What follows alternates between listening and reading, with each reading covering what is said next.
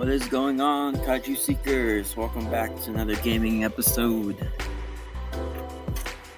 Today we're going to be playing through more of the Titan Chasers mobile game from Legendary for Godzilla Kong. We're going to be doing some, farming stuff.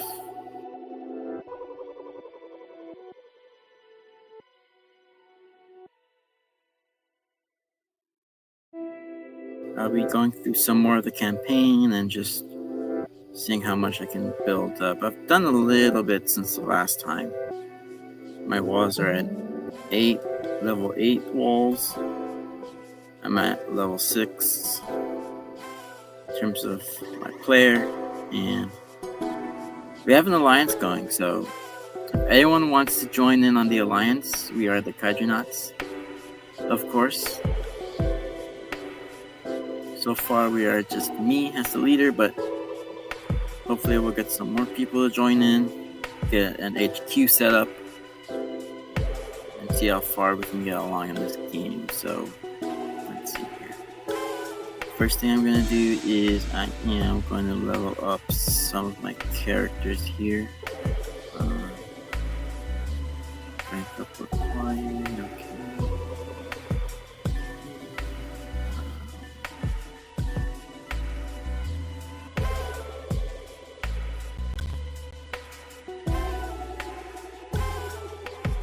Rank them up all until we are at full capacity. Veil. And I don't believe I'll be able to get any of the audio from the game just because of how the StreamYard system is set up, but hopefully we'll get through. Just some nice chill music and using our imagination.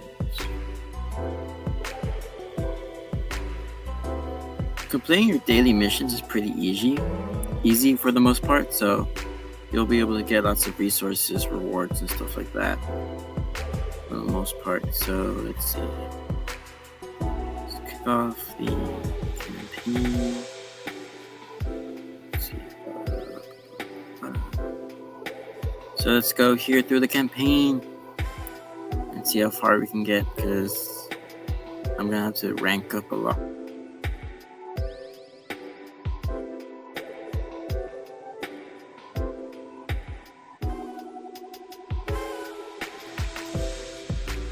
And we are fighting some skull ants.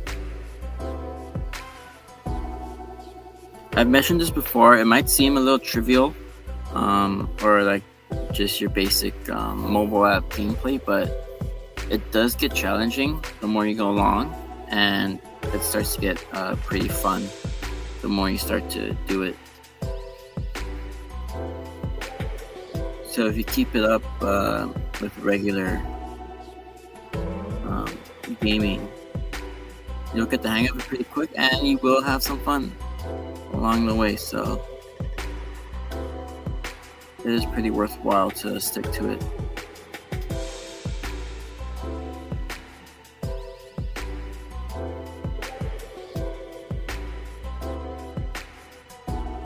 And the stages tend to be pretty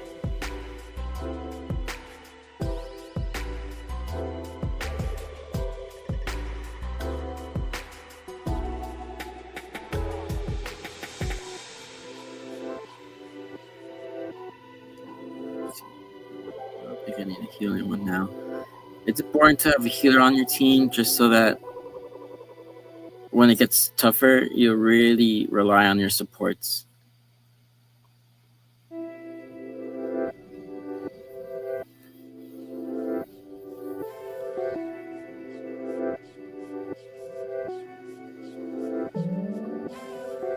I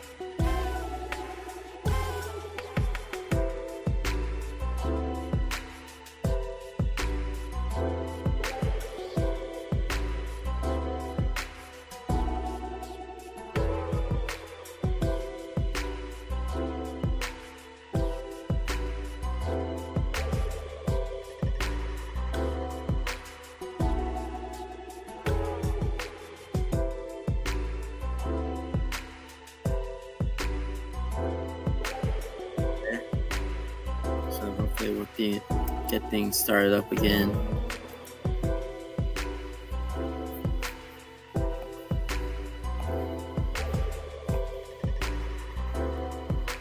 Hopefully we won't have any interruptions like that for the rest of the night. And I'll just get to sharing my screen again. But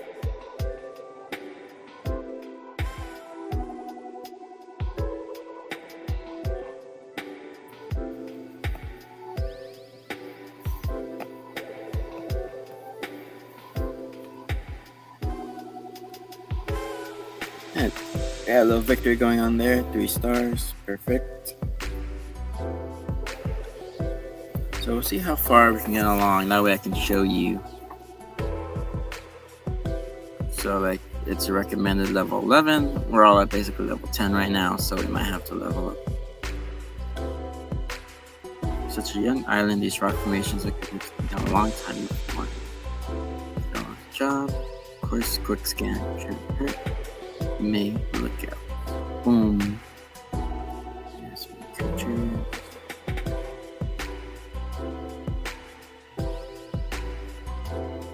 Yeah, so I'm wondering what the lore behind all the stuff in the game is, because according to everything here, the Siren Isles are like a newly formed land.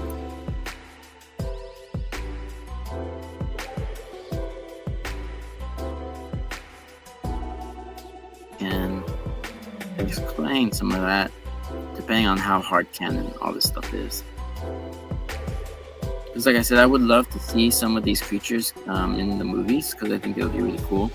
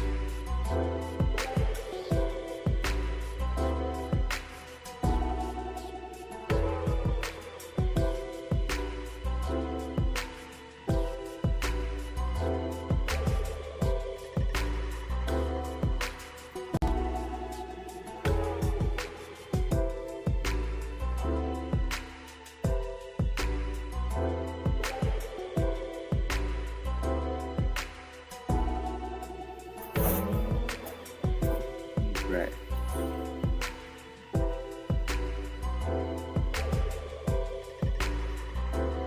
Let me know down below, anyone who's been playing the game, what you guys think of it. Because from what I've gathered, most people think that's a pretty okay game. I don't know if I mentioned it before, but I did partake in the survey they put out, asking people what they thought of the game, things they'd recommend. So I'd say if there's things you tend to look forward to when it comes to the games, I recommend you might still be chance to check that out.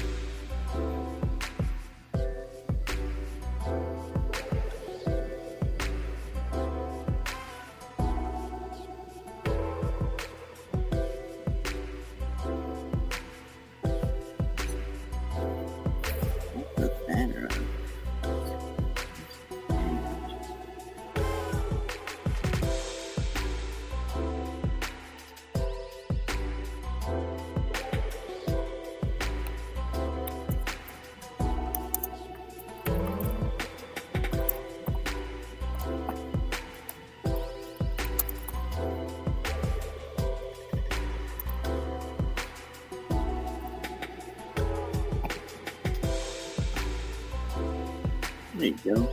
If anyone that comes through, let me know what you guys think below. Stay a chat going.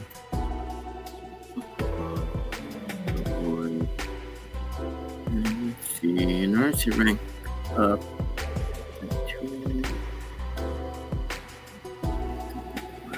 That's lucky one of these.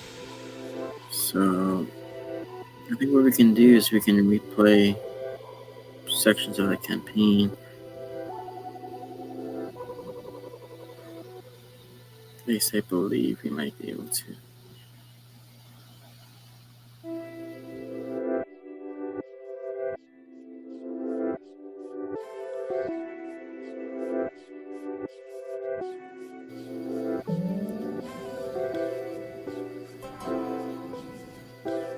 Let's see how far we can get through this. Once we did rank up for it. The better you do, the better chance you have at doing rewards. That's what I figure anyways, but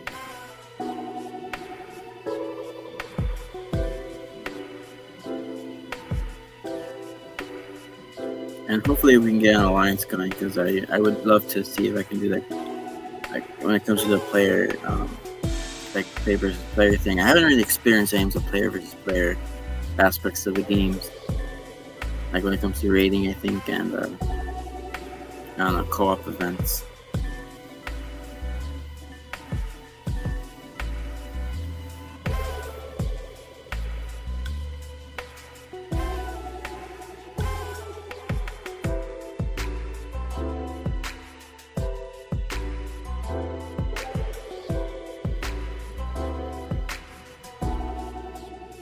Well,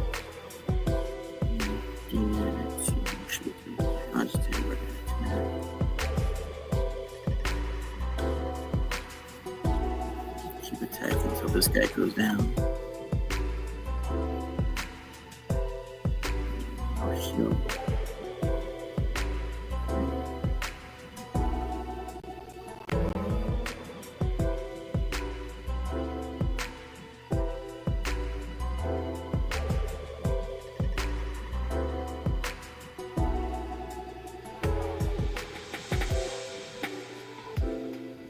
I really want to try doing like a full-on assault team, see how far I can get with that.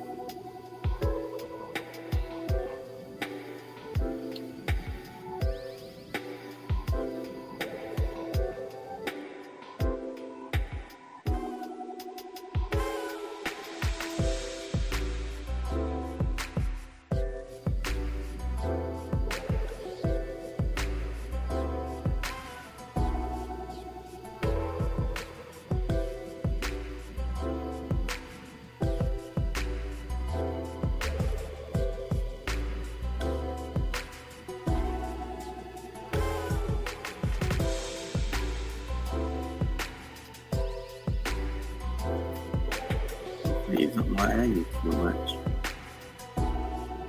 For you guys, because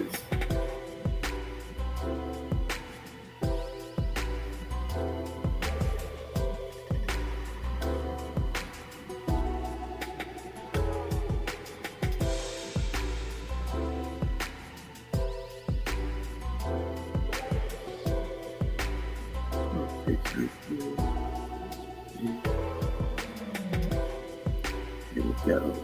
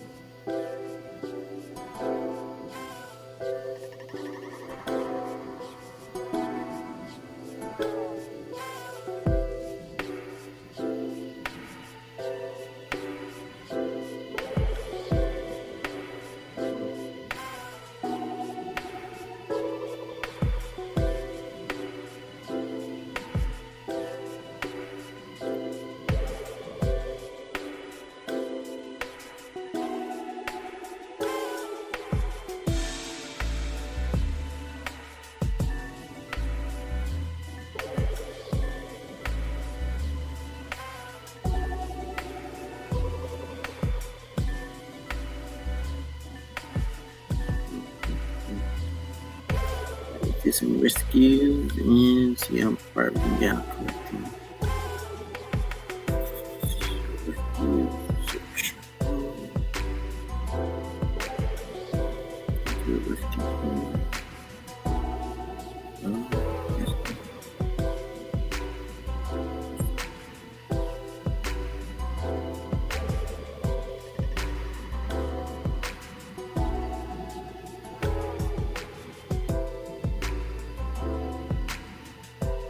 Certain defeat evil.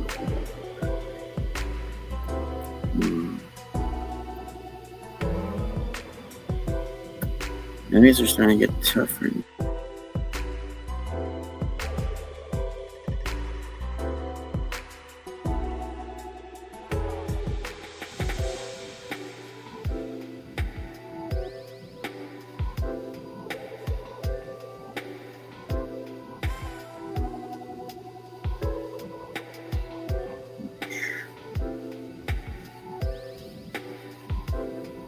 I don't know how much I can have out at once.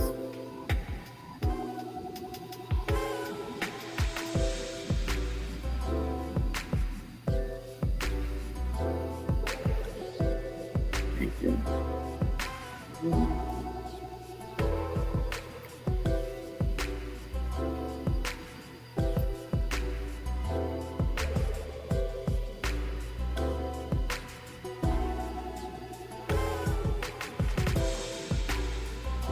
Like I said, this is one thing I don't like about the game. So when you do raids and stuff like this, like you just have to watch the planes go by.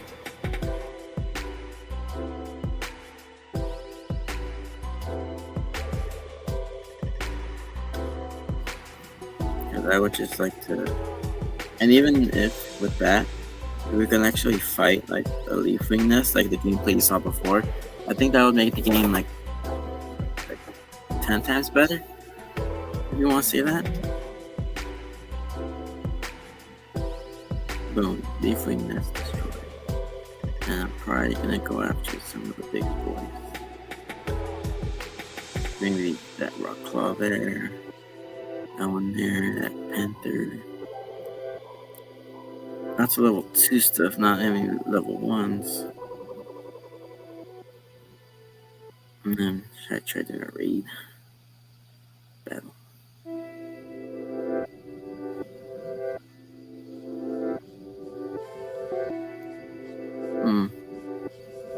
Never tried it before. Should we try it?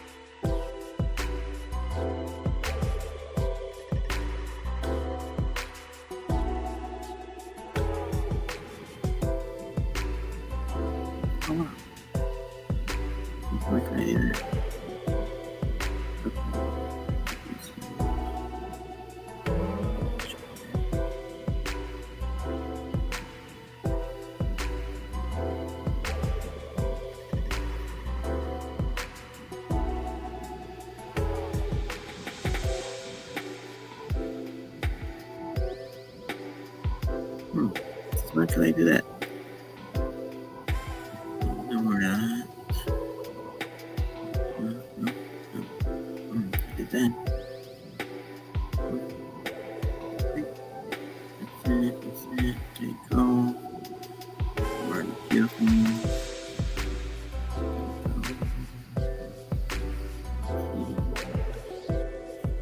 upcoming events coming up. Let's see, Resource Frenzy upcoming.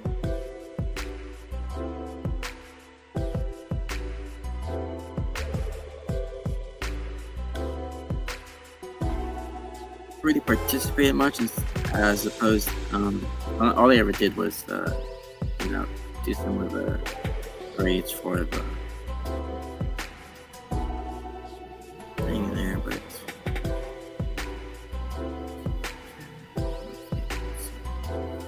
Should I try a raid? Well, let me see. Because there's also, I saw before, I don't know if they're still up, but let's see, what's the raid? What's the guy? There you go. I'm seeing these guys. These guys are up in the game. I first saw them a while ago. I don't think I had seen the Scarlet Head Warbats. Yeah, these are a new subspecies apparently. Level 5 raid, so.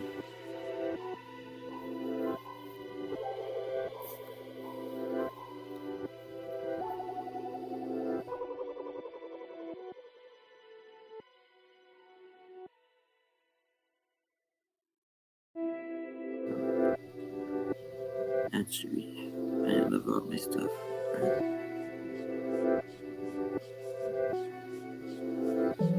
I still don't know how well that functions.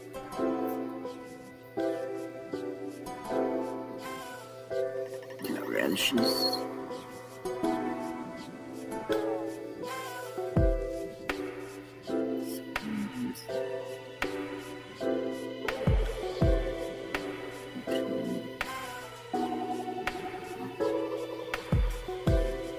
Just tell me what to update here.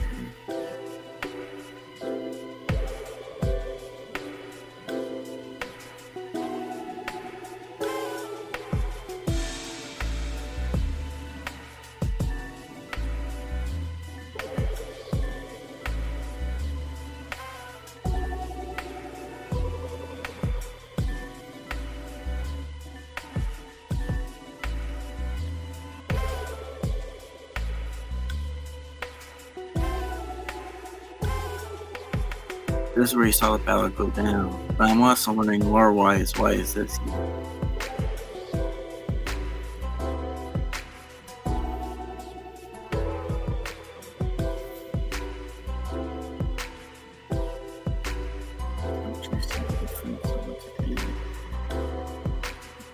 Easy.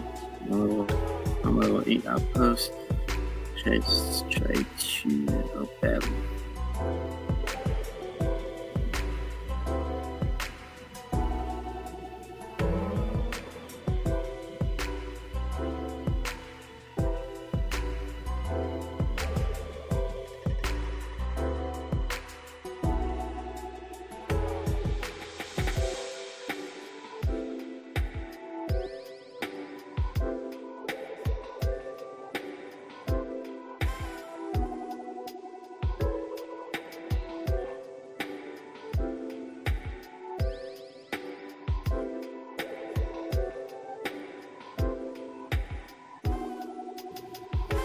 So stay tuned because we will be back.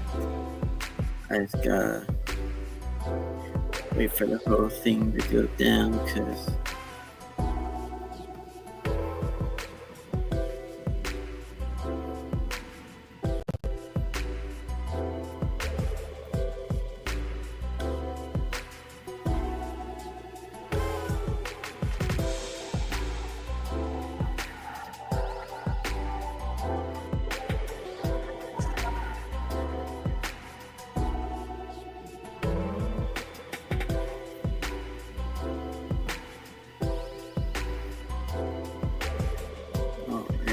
so it doesn't look like we're crashing as bad as last time. So hopefully things will go smoothly. And so boom, we're back.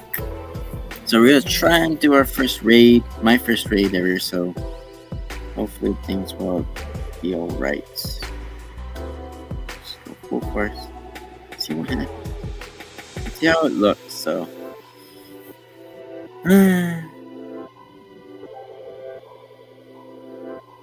mean, I wouldn't do it to probably someone who isn't in the clan, since they may be future allies. But since they're already tagged up with an alliance, I will just go ahead and try for the heck of it.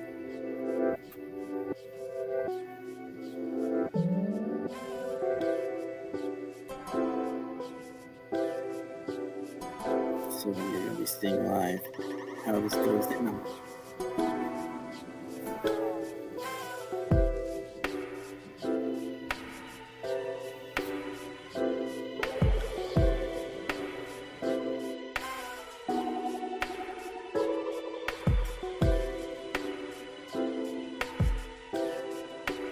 Hopefully, the lag seems to be a little on the buggy side, but oh, there we go.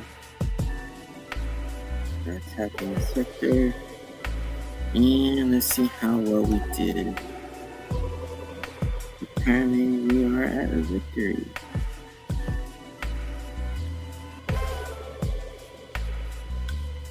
We only lost a few of the light shields and buggies.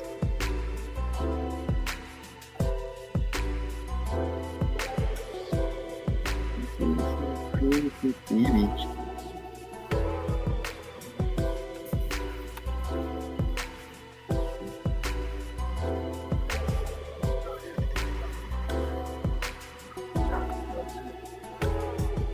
Yeah. 1 PvP battle. Okay.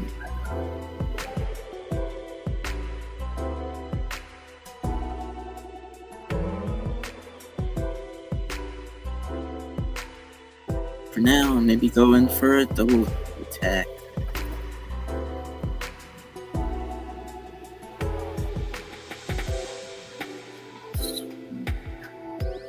Go next.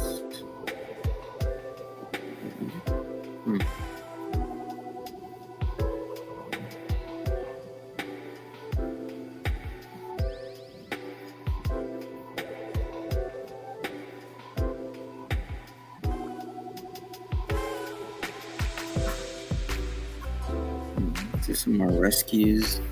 We build up our troops, because I think that's the way you build up troops, is you do rescues with outposts.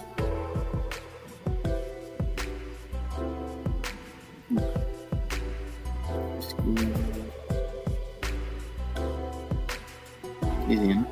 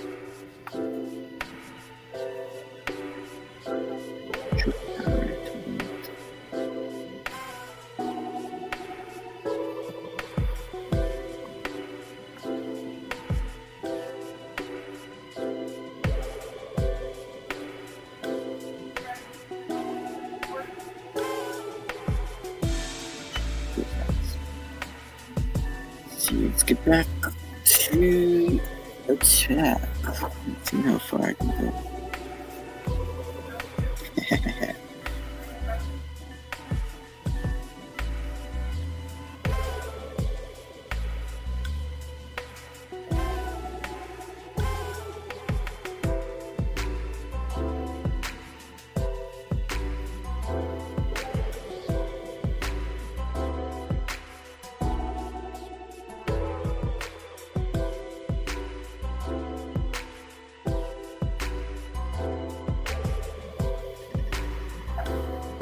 Going full on attack, no holding back.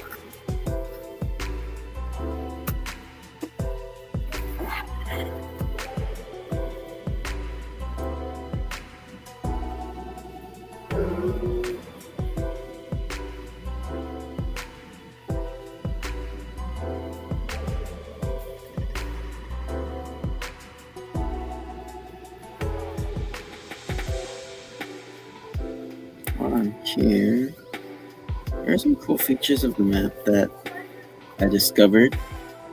So you can track Godzilla and Kong's location. They're here. So Kong's over there, defender of Hollow Earth. And then Godzilla patrolling King of the Monsters. Which is neat because you can sort of track to see where they are and if they'll ever come by you. And then there's some nice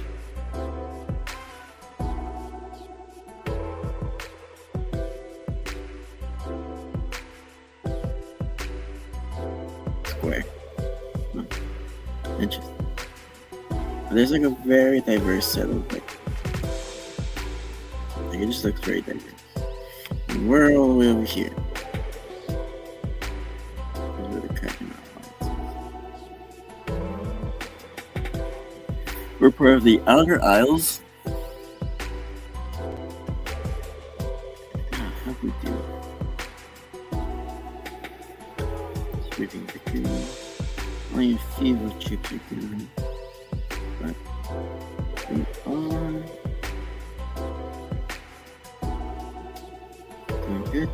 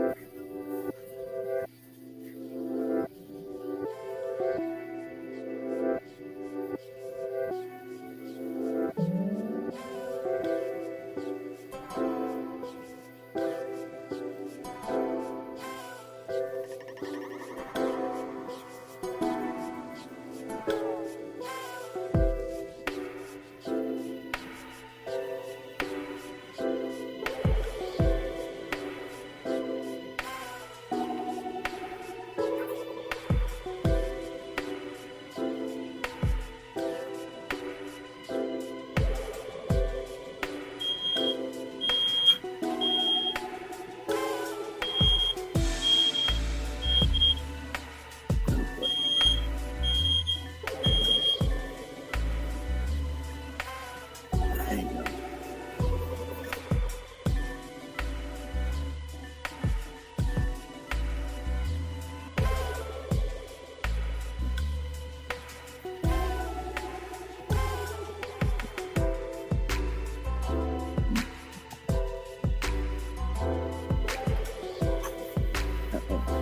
Excuse me for 1 second, dude. Hey, check. I'll go here. Interesting.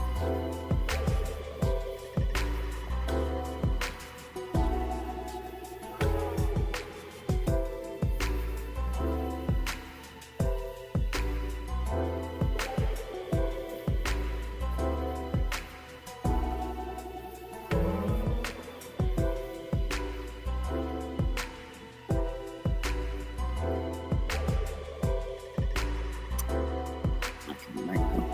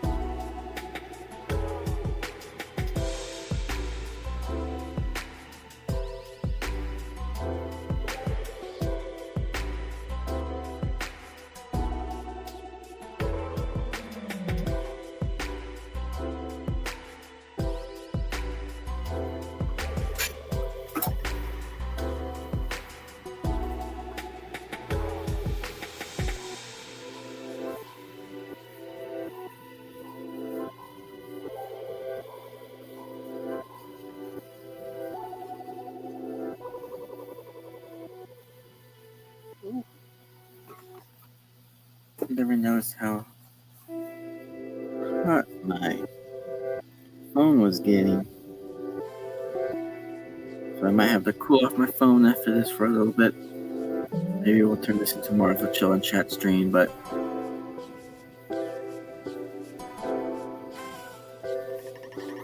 we'll see what happens.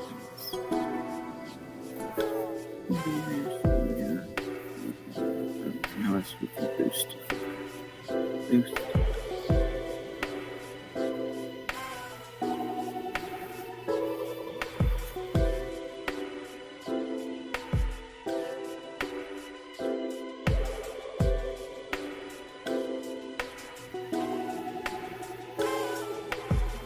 Great.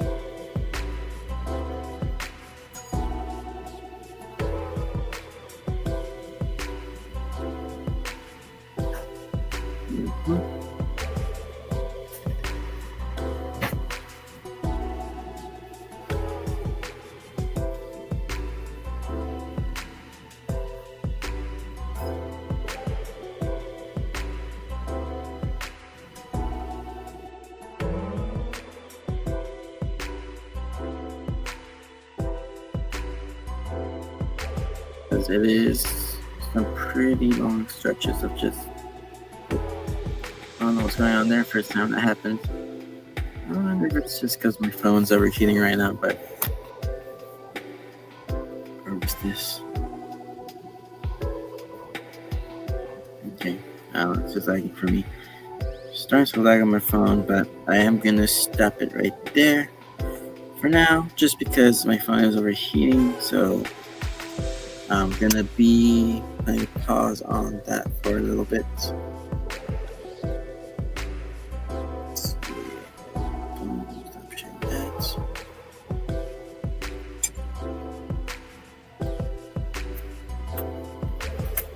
Hopefully it'll cool down, but that'll just be a chat and talk stream.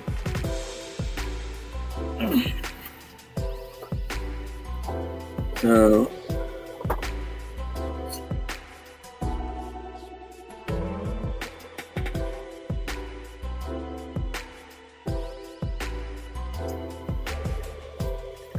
have you been keeping me up on anything on Twitter and some stuff I've been saying on streams?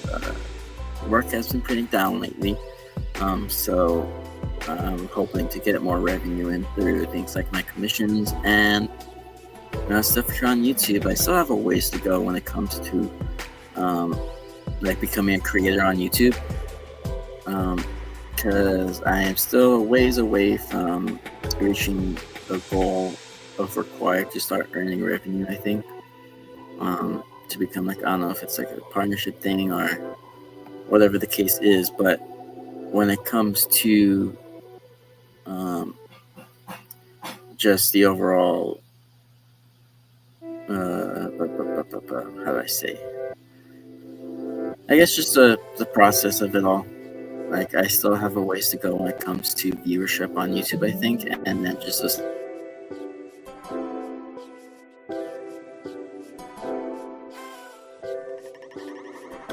really fun, because looking at it now on my channel, we are at almost at 340 subscribers. So we're at 338.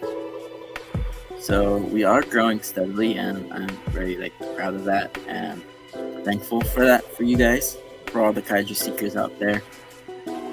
There are some usual people that have been seen around, pop in, some good friends as well.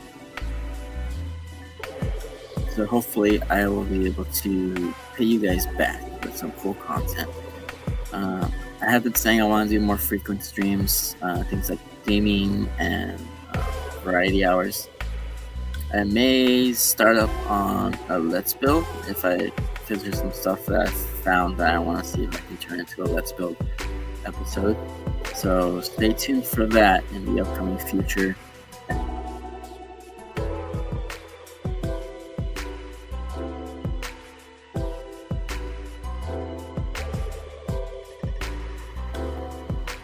Get that going. And maybe since we're turning it into an open stream, maybe I will share this out to some of my Discord companions.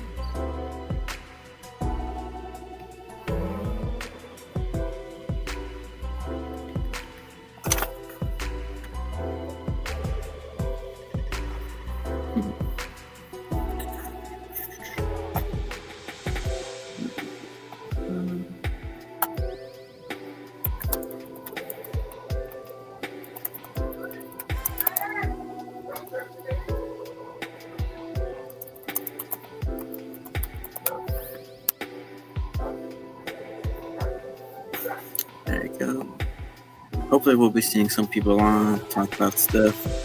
For the most part, it'll just be a chat and chill stream. And maybe I'll put something up in.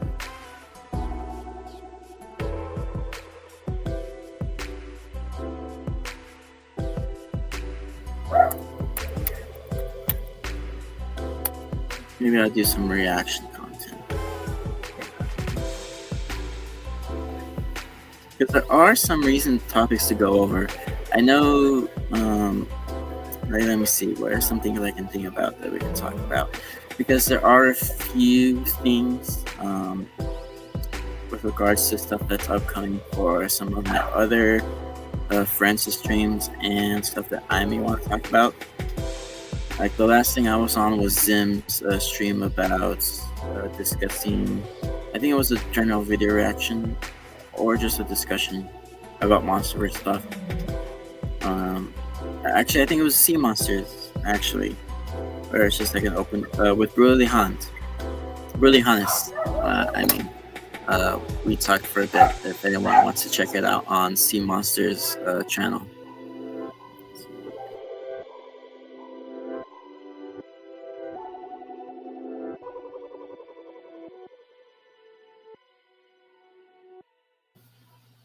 Alright, so yeah, we chatted a bit on Sea Monster Essays channel with Brutally.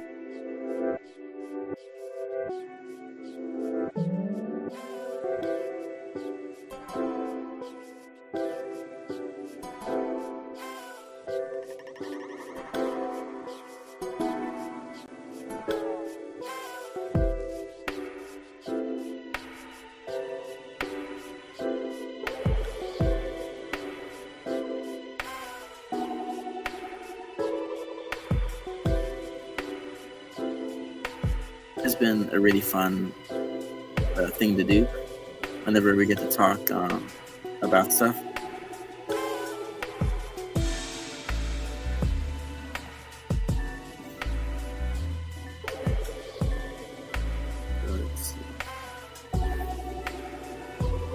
Well, I do know that I believe it was recently confirmed that Dan Stevens is going to be coming back.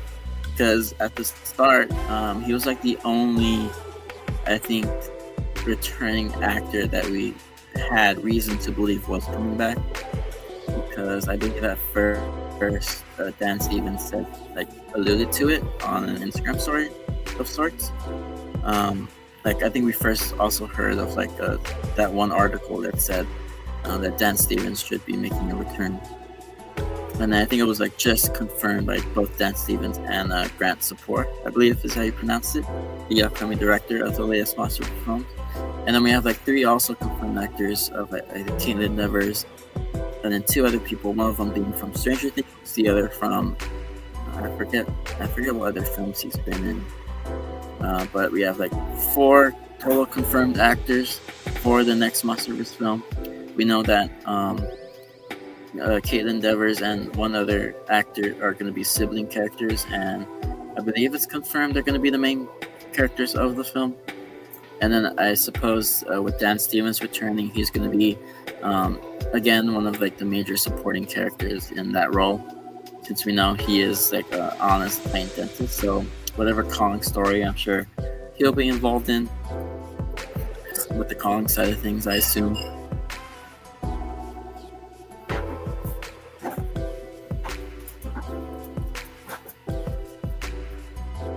So hopefully we'll get to see more of Trapper in the upcoming Monsterverse film.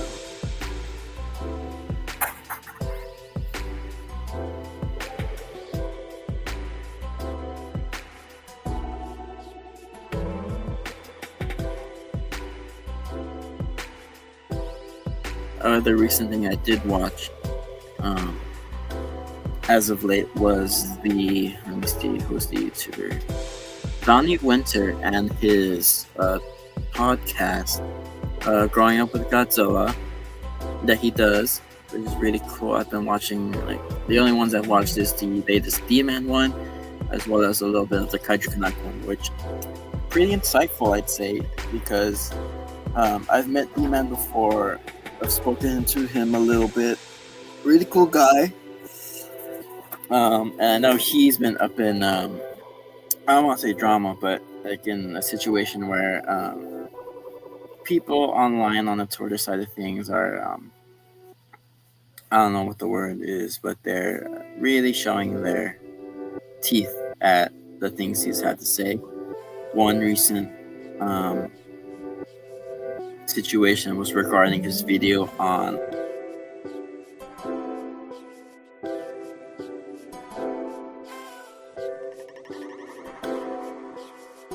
I personally just wish he had spoken a little bit more about the posters of the Wingard films, mostly because I think there are a few standout posters that I think we sort of briefly or like quickly like glossed over,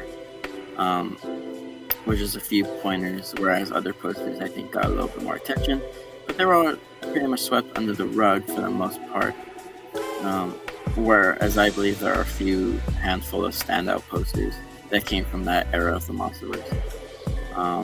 And then there's some other, and then I think it was about like his clickbaity title, which yeah, I'd say on the surface it is a pretty clickbaity title, since it doesn't allude to it being a discussion on posters, which I don't think is a big deal, since like it clearly states what he thinks,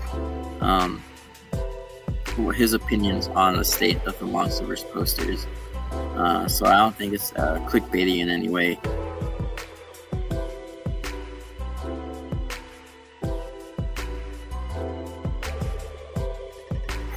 When it comes to that, I think I'm a little bit on his side. I don't think it's too much of a clickbaity thing, since it is expressing his opinions on that. But and then a few other things they talked about with the Donnie Winters interview that I thought was really insightful and helped boost my inspiration towards becoming a content creator on here, doing things like journalism, news, gaming, stuff like that.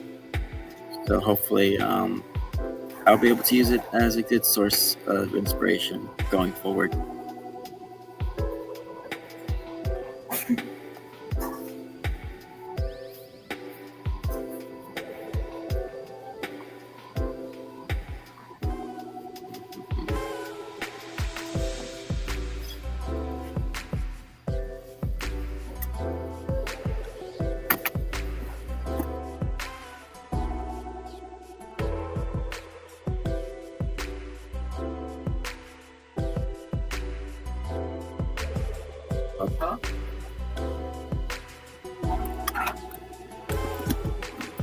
And so far so good. I've tried one or two of the flavors and it's been some pretty good stuff.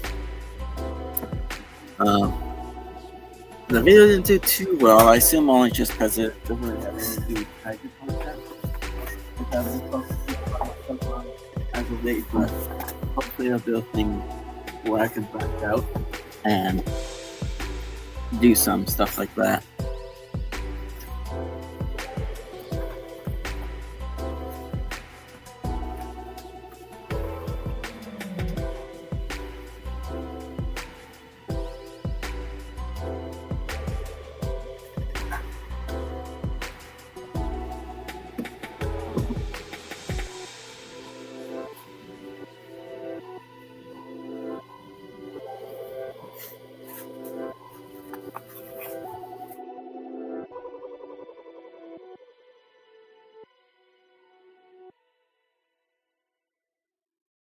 bucket.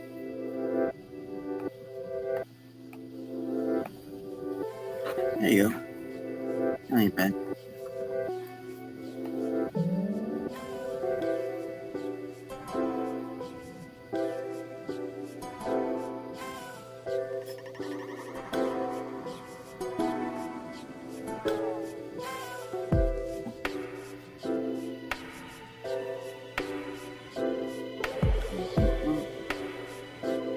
Lower the volume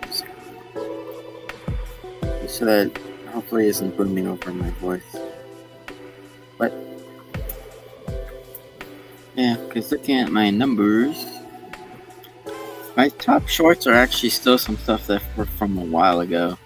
Like, surprising enough, when it comes to my shorts, my YouTube shorts, it's gonna be the Tiamat figure first look, followed by some of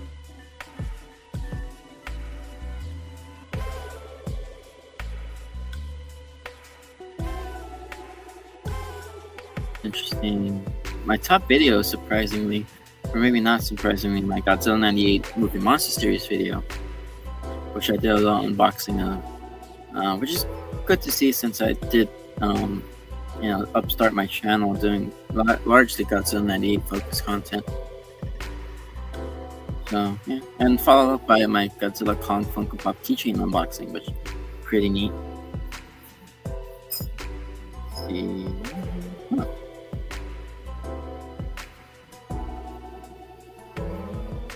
Let's see. I also have some demographics for my audience, which it seems a large part of my audience is between like 25 and 44, with like the larger age range of the group 33%, 35 to 44, which is pretty interesting. As well as, let's see, 58%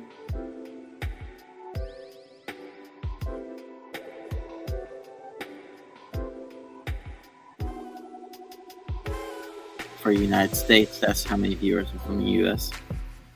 With 4% Brazil, 4% Mexico. That's interesting. I wonder how those guys feel. And actually, maybe we can turn this into a little bit of a drawcast. So, I'll get going on that. That way, we can have something to see while we chat about stuff. Is there anything I'm working? Oh, there you go. I'll work on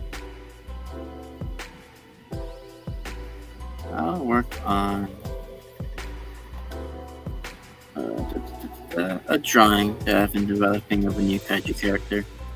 Hopefully you guys will enjoy that, because I've been doing a lot of new content where I want to post up some shorts of like speed paints.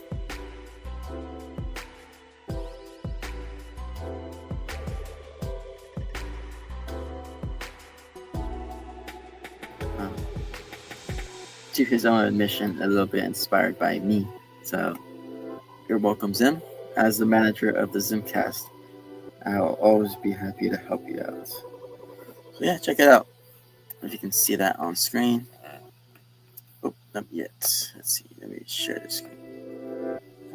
Share the screen. There we go. So we got that going. Jitterbugs, and there you go. So here we have this new character, inspired by various things like reptiles. Like, it's basically a marine reptile with the body structure of a seal. More particularly, things like elephant seals, leopard seals, stuff like that.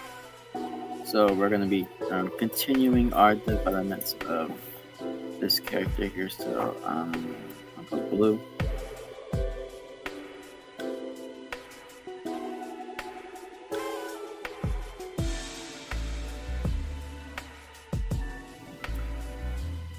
Finalize those details that I want to see.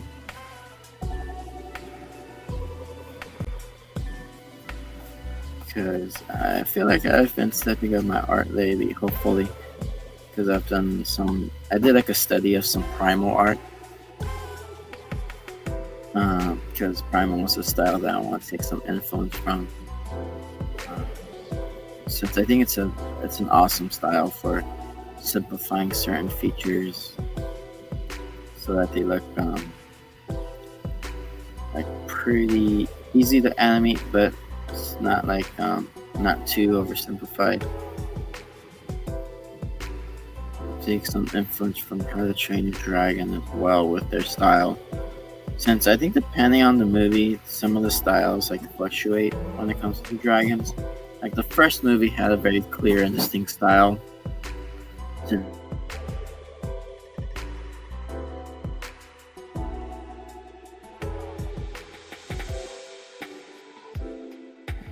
They got fleshed out more with things like the series. I forget which was the first series, since I've been a little out of touch with my How to Train Your Dragon stuff. I am a huge fan of the series. I love the movies. They're one of my favorite things growing up. So through Twitter, I've been in touch with some of the How to Train Your Dragon fandom. I know it's been in talks. And then it may be surprising to hear from me, but I'm actually kind of looking forward to the new live action movie, since it's strange because normally I would be against it, and I am a little bit hesitant of the movie, but I'm not like dreading the film like I think most people are.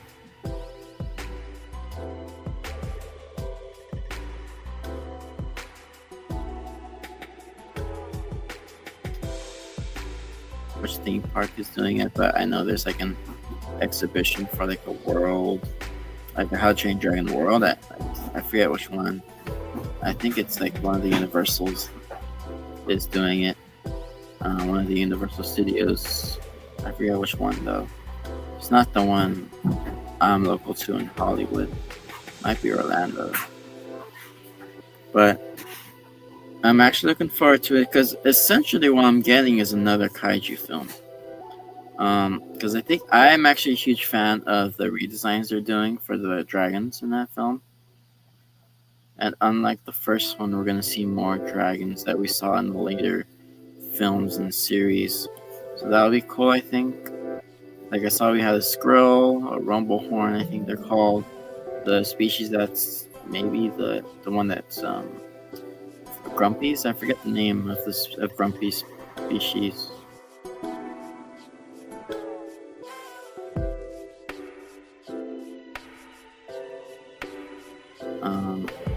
So I'm looking forward to that, because especially with what we're seeing with the Red Death, which is one of my favorite dragons from the series. So it'll be cool to see that one, because essentially we're getting another kaiju film, so that's what I'm looking forward to. I know there's the whole live action remake debacle going on, and generally I'm not a fan. I think it's like pretty pretty wasteful to waste talent like that on essentially a film that doesn't necessitate a remake.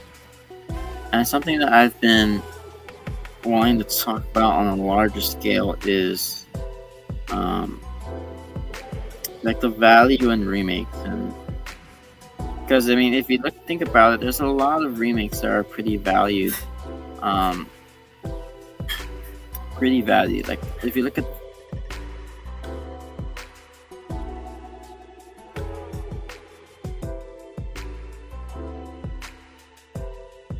the world, it was an adaptation of Who Goes There, the novel. And with that, well, the thing is, like, it totes the line because there's so much cinematography that's repeated, so many story beats and homages to it, that it's clear it's homaging the thing from another world, and also that it's sort of its own thing because it does adapt more from the book of Who Goes There. So it's like this weird middle ground of remake and readaptation. But again, it's like people didn't like it back then, but for different reasons. everyone loves it now because it's a wonderful film, and it does a lot with the source material where it takes more from the book and still homages the film. Which the thing from Another World is like from a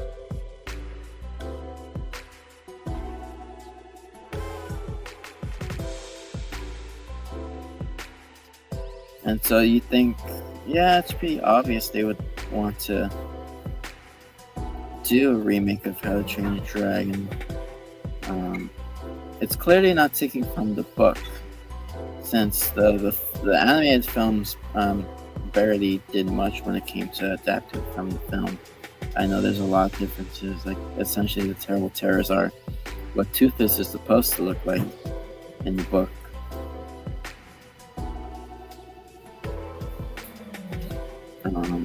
So we have that there. And that's pretty good. I don't know if I want to do anymore.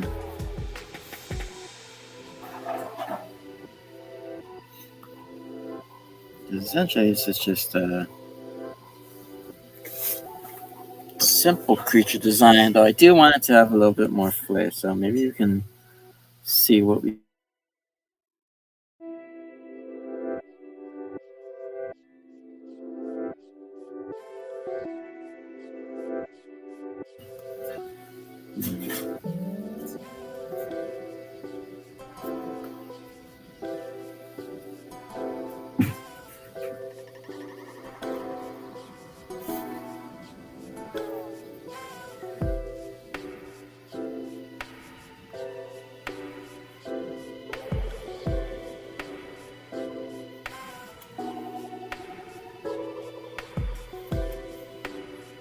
Yeah, but like I was saying, I'm looking forward to the new How to Train Your Dragon film because I don't know, it just looked interesting. I do like some of the cast.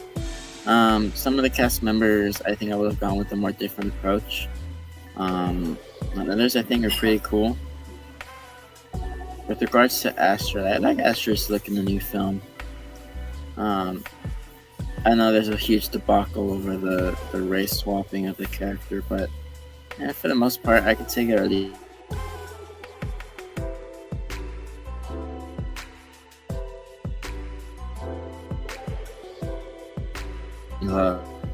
The more blonde hair, since I've seen photos of the actress in her normal attire, and she's had blonde hair before and it looks good and it looks just like Astrid, so I don't see why they didn't just do that for the film,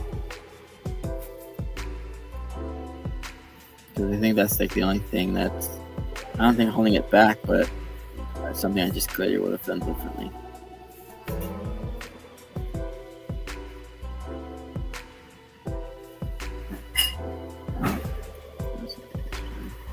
Should do.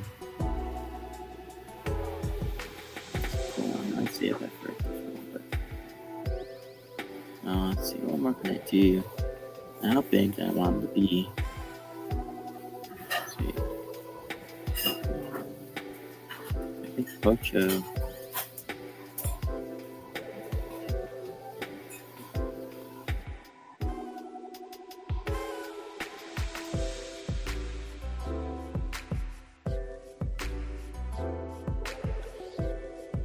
So let's go with that, and we'll start inking here. Okay.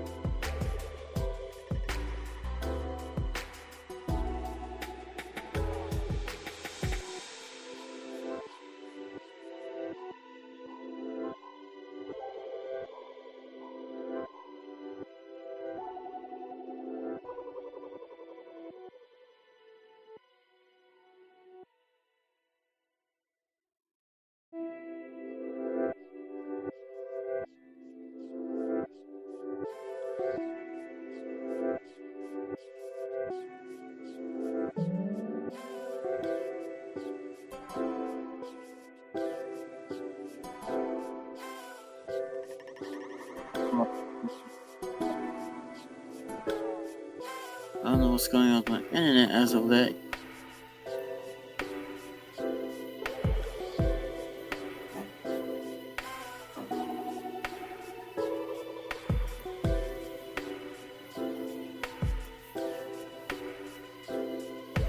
But hopefully we'll get things back on track.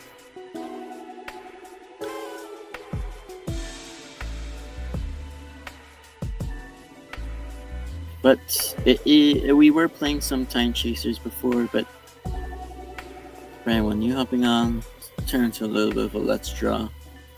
Hopefully I can get that going.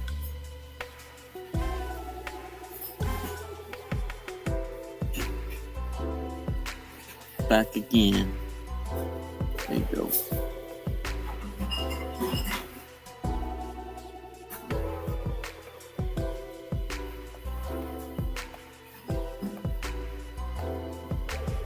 Yep, there we go. Like I was saying, here's Pocho.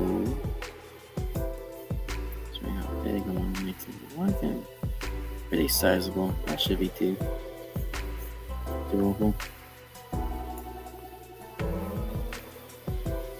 So back to inking this guy.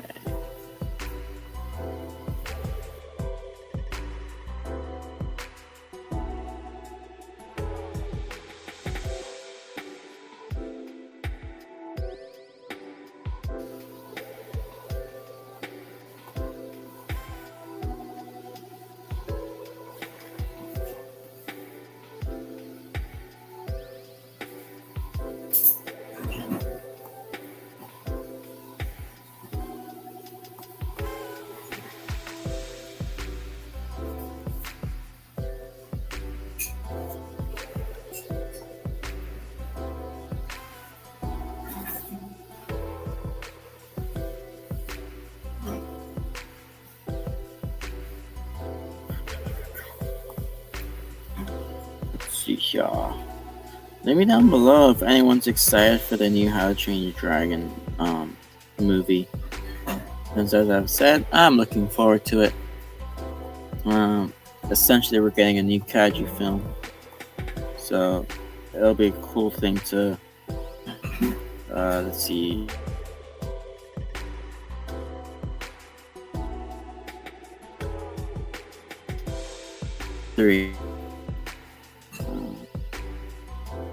Although they were re-releasing GXK and IMAX, that would be cool. So not everyone wants to get the IMAX version, since most people tend to agree. I even agree as well that the IMAX version of Godzilla Kong New Empire was the superior version in terms of things like grading and just being able to see all the monster action on screen. So that would be pretty cool to do. If we could get the IMAX version on home media, I think that would be really awesome. I only have the DVD for physical media, and then everything else I have on like most streaming platforms. I have GXK either for free or having bought it since I wanted it for that platform.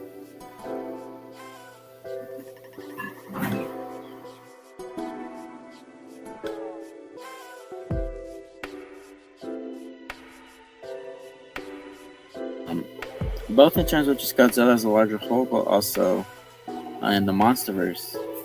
I think it was directed really well, written pretty decently, and whatever flaws that are there, I don't think hold it back from being a great film. Because mostly just here's my taste when it comes to film, like a fun monster roller coaster ride. With cool action, fun characters, and a pretty decently told story. I really like the story of Godzilla Kong New Empire. There are some things that I think could have been done differently in terms of presenting the sequence of events and how things were laid out, but for the most part, I think it was done pretty well. Pretty decently.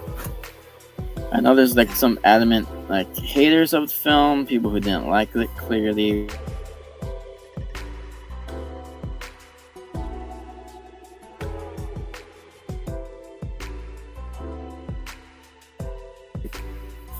point out something negative of the film, which I think doesn't really get people anywhere. Because I don't know, when it comes to, you can, like, I think you can easily word your criticisms of it without being like overbearing. Because at some point, people make it their entire personality. And then there's also people who take it too far when it comes to defending the film. Like, as I've stated, I do not support the idea that you should attack anyone for their thoughts on the film, since it's just like fictionalized stuff. Like, I think the only thing where it's appropriate to like talk about anything real is when you talk about like any non-fiction films. But when it comes to fictional stuff, I don't think there's any reason to attack someone over it.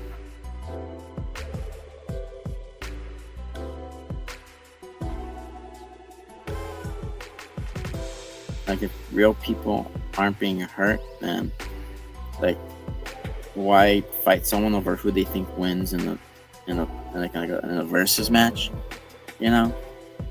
Or who cares if the CGI model clips for 1 second, which anyone will barely even acknowledge. I mean, because I mean, even the greatest CGI films are bound to have an error here or there, and sometimes errors can be turned into happy accidents. Sometimes they'll just be there because it was just an oversight, you know? Like, complaining about Godzilla's head clipping through a building is like, doesn't really get you anywhere. Like, unless you want to imply there's something there, but like, come on, it's an oversight. It happens. And when it comes to writing stuff, sure, there's a little bit more reasonable things you can assume.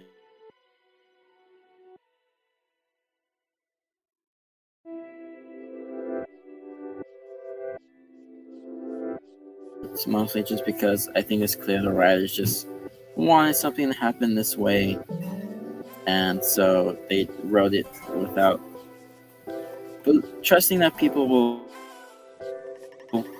not really take it to heart. Whereas I think that'll only work if you have a certain taste in films.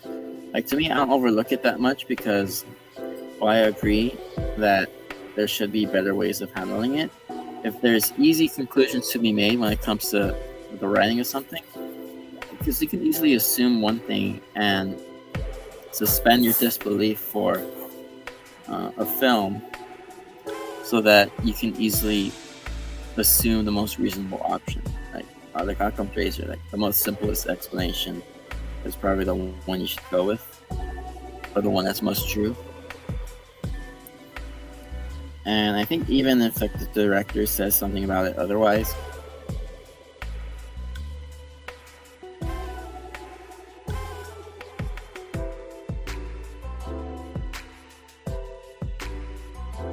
true. Because even if one guy who has stated that he doesn't know exactly what it means, but that he wanted it to happen a certain way, I don't think that gets in the way of anyone's enjoyment of the film. I think it just means that you can theorize, speculate, and whatnot, and talk about it in a way that's like healthy and such.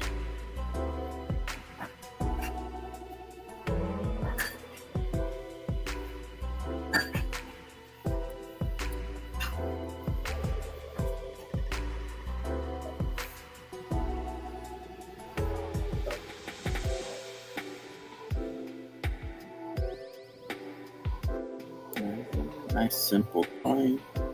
Nothing too sketchy, fancy, but like I said, it is basically a marine reptile based on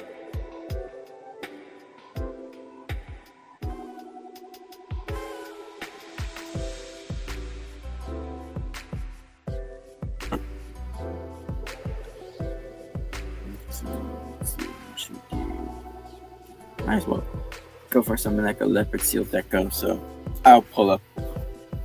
I don't know if I'll pull up on stream, but I will pull up on my phone. Thanks, that's cooled down now since I started playing the Titan Chasers. And still let me know down below if you played Titan Chasers, what you thought of it. because I did play a little bit beforehand. And now we're doing a little chill stream so that my phone cools down. And we're doing a draw and chill now. No! Oh, there you go. I thought my thing crashed again. New notifications. Notifications.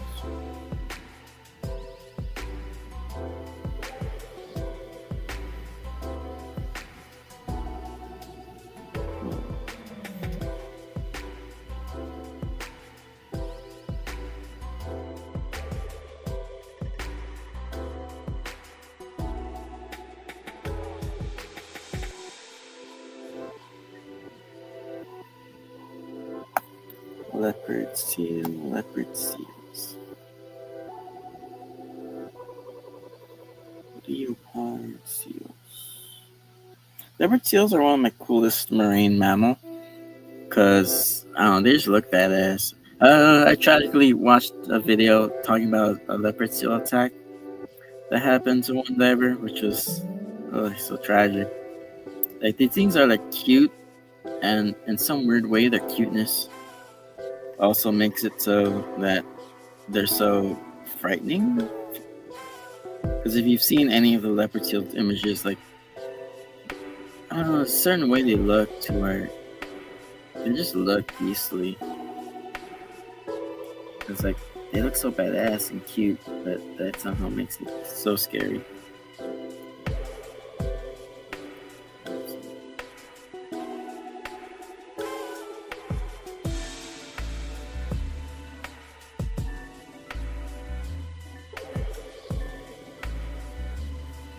A smidge darker. Oh, buddy, something like that. So we'll do that. I do also have a separate.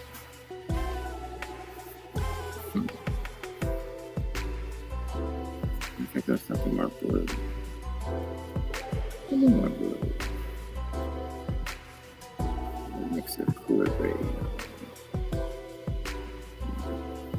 Let me see.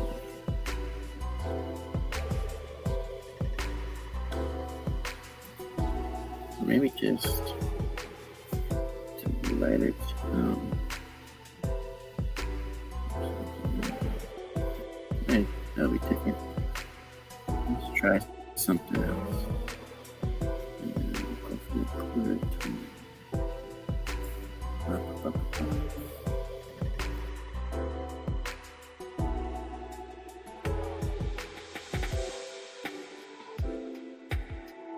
Let's see, let's do super darkish. Those bits. Love it. Let's go ink droppers. Any of our viewers ink dropper?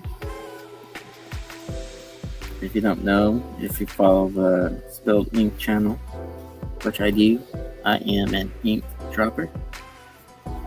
Shout out to all the ink droppers out there.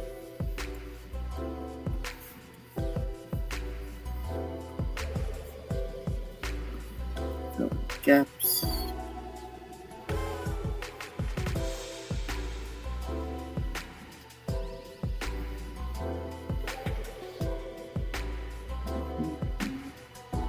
And then here, let's do here.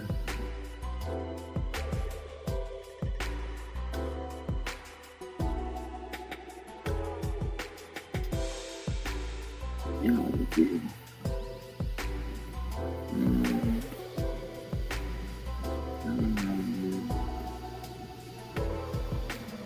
There's a certain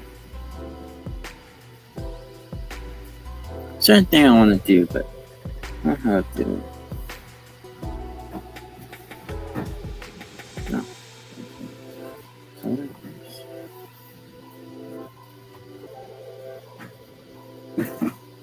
No. I'll go whiter with this. But what are these? Just like that.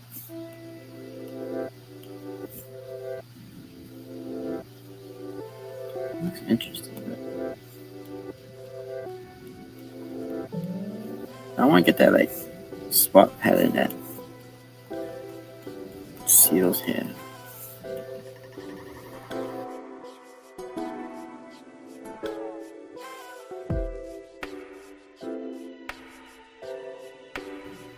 Let's see what our demographic review is.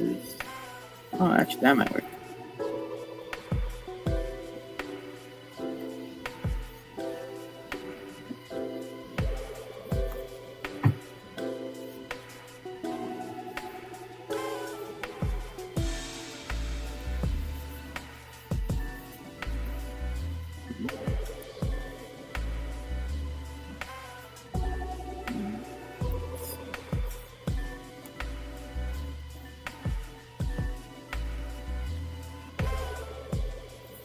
No, I don't know how to do that effect.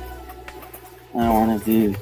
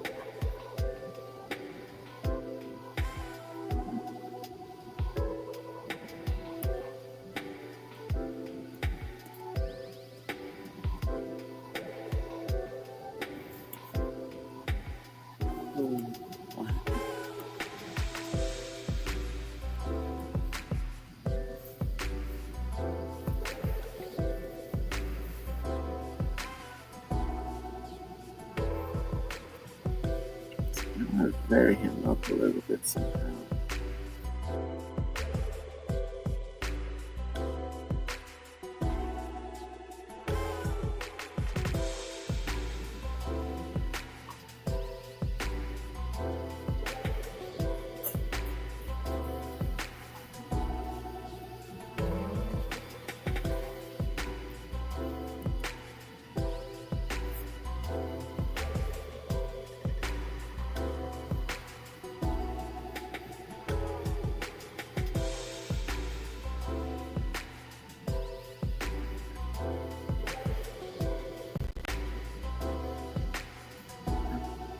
I better put it for the underbelly.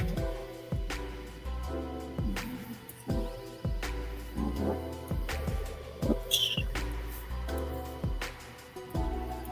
Oh boy. Makes it look like an orca. Maybe like an orca with like a bit of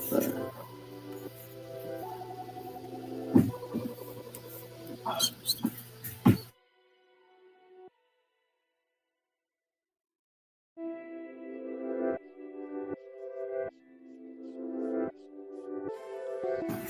That's interesting. It's interesting. Kind of cool with that.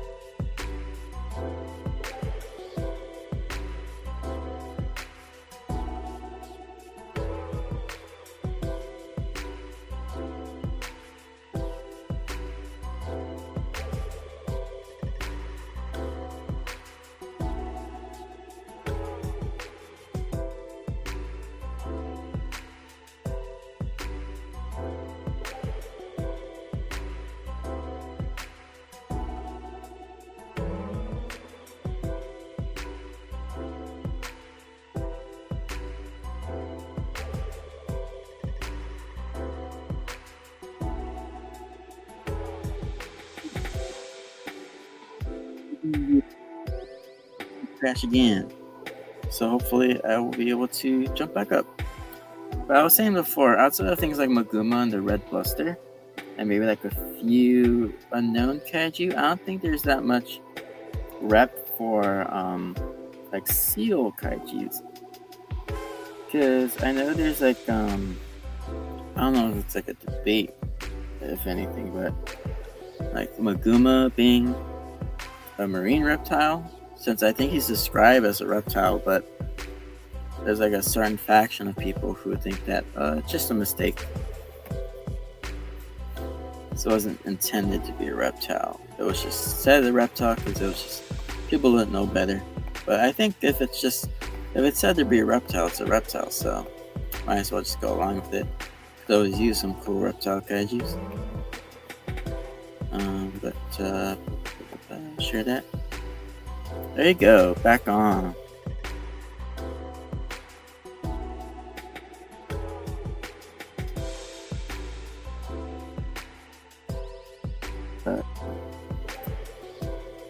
Things like the Red Bluster are said to be inspired by seals, that body type.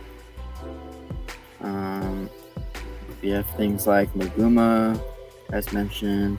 So I think having more rep for that would be cool. I wanted a kaiju in my universe that was basically that.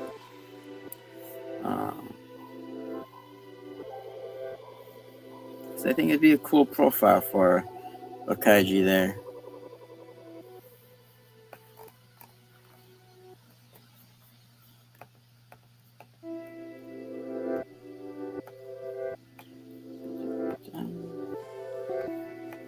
This guy out of here. There you go. That shouldn't be too bad.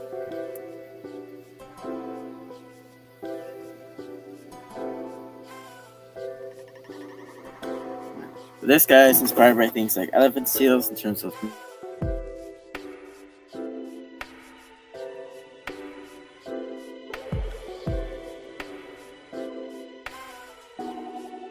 hope he's doing well. I've only seen a few videos on him.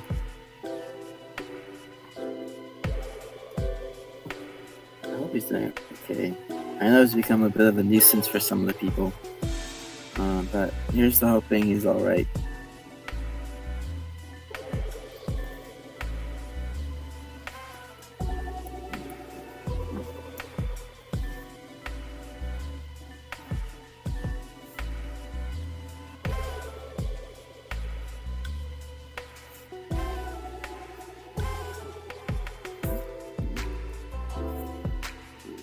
Maybe.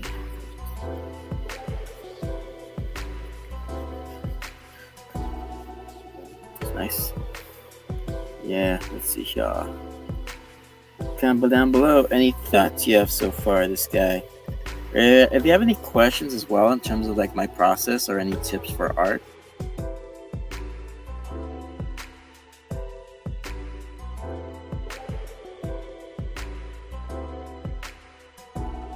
I know for some, art may be a difficult thing to get into, mostly just because it is a pretty grueling process in terms of just finding the motivation to continue to practice your craft.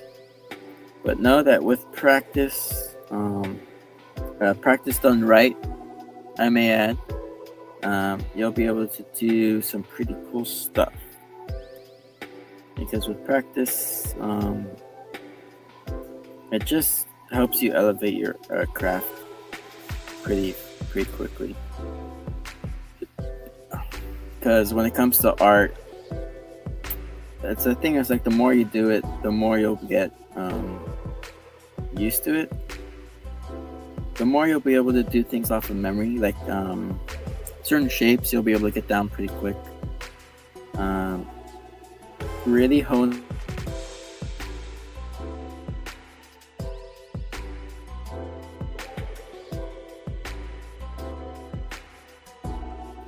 and you'll be able to do pretty good with that, with just that.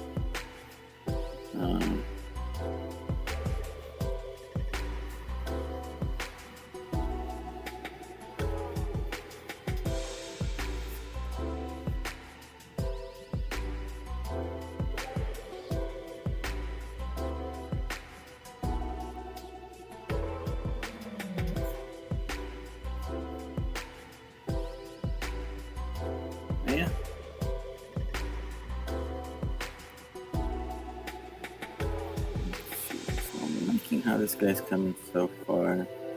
I'm just looking at how we had him. I think I like that underbelly better.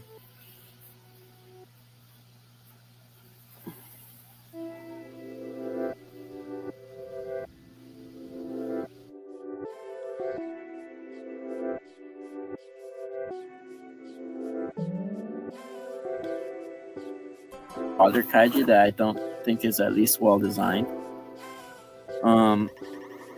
So that way there's like fans of everything.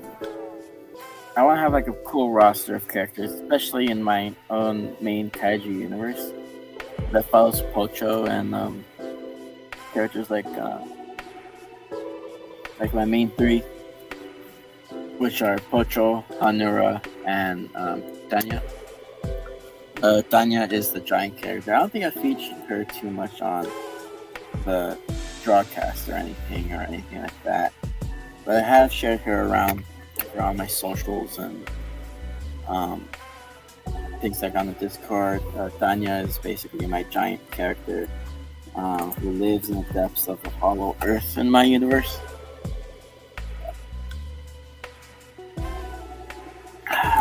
So hopefully I can get to fleshing out the story on her, because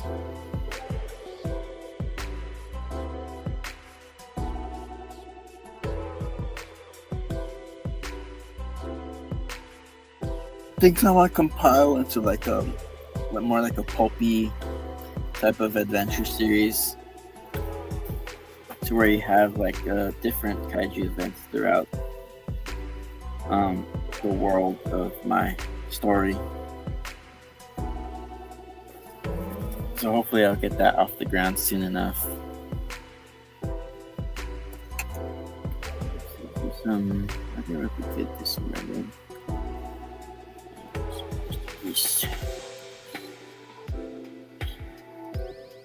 For rendering, I think for myself, depending on just how far I want to take it, I just do like a few highlights here and there.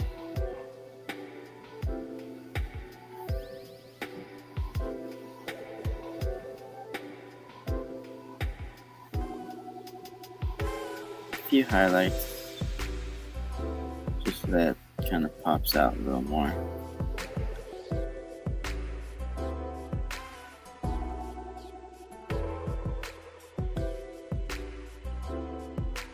Just more so things you'd anticipate to see in animated features, which aren't really rendered too much, just because for simplicity's sakes and to make it easier on the crew, so you don't have to do all the rendering. But I like to do just the basic stuff, like a few shadows here, some highlights around.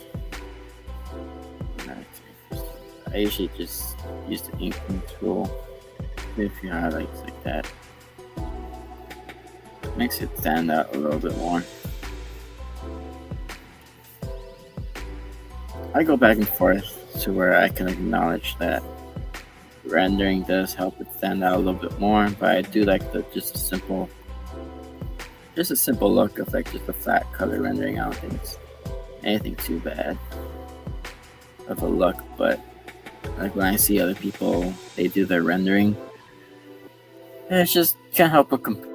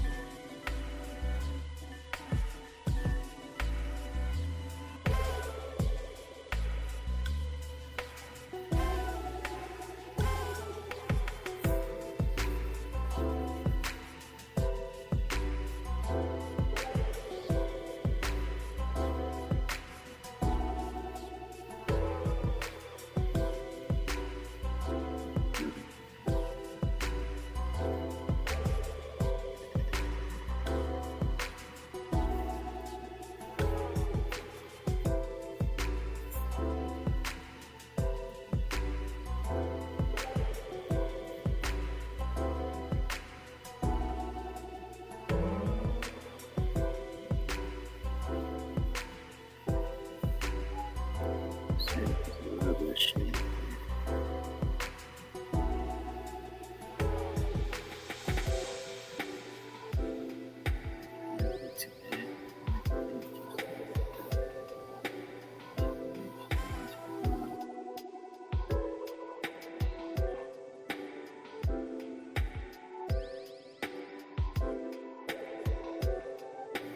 So like a cel-shaded look is kind of what I typically go for with my stuff.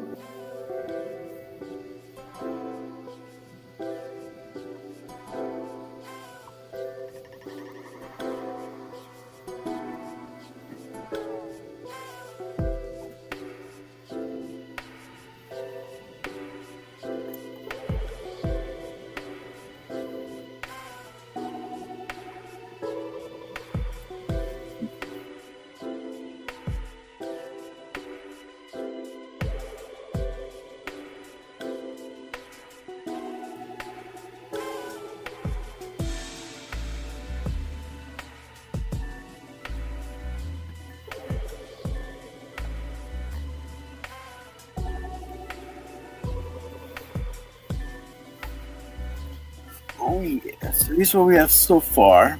Let me know what you guys may think of him. So let's see, we have a marine reptile based on a leopard seal mixed with a bit of elephant seal, basically just a seal body type, sea lion and stuff like that. He's a killer underwater. On land, he's a bit of a lumbering beast, but he still does a lot of damage. Mainly hunts on the shallow shores by the beach, although does not want to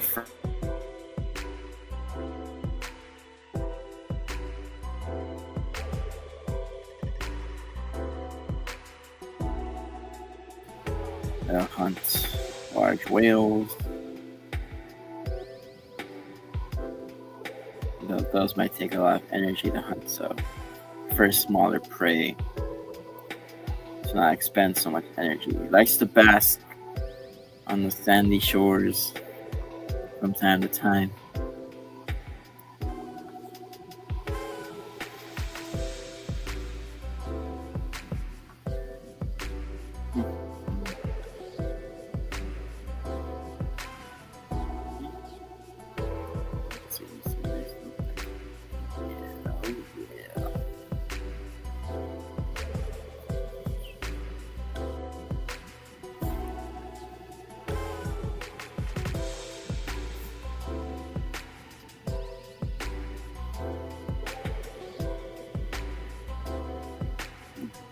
I kind of do for most of my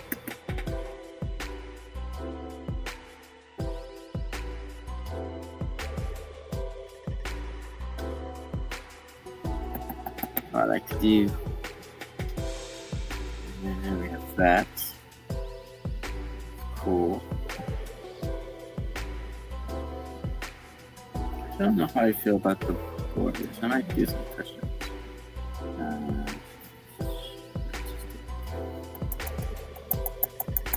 Nope.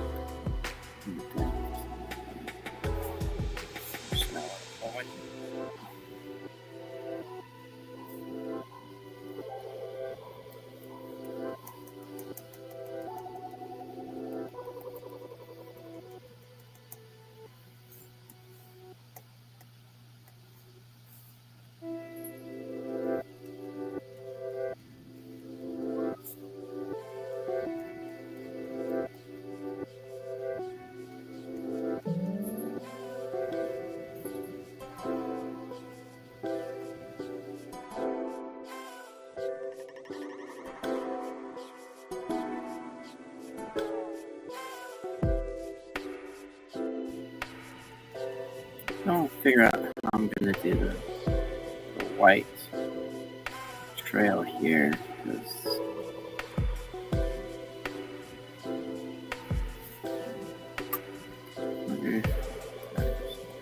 some racing on there. That'll help make it less defined that way. Or maybe, just maybe, I should do it.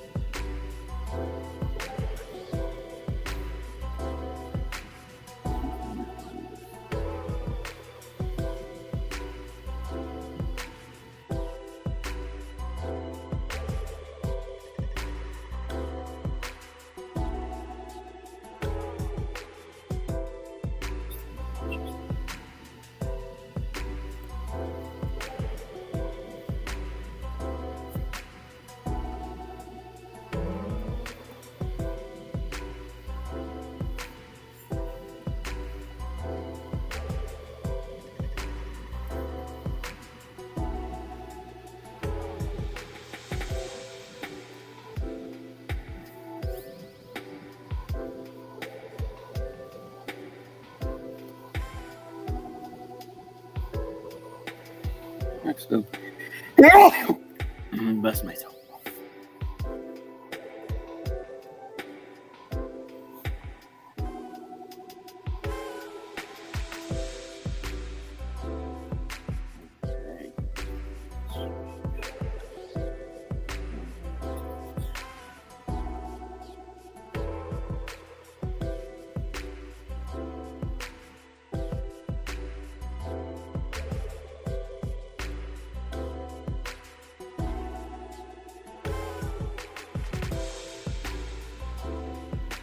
All right.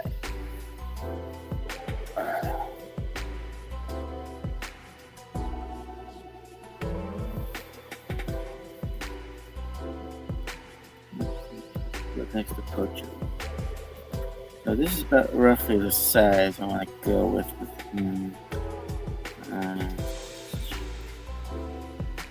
So it could be. Well, I want him to be a pretty big character that. I don't know if I want to give this guy any extreme power-ups. This Poacher has an array of different powers he can use, but I don't know when I want to...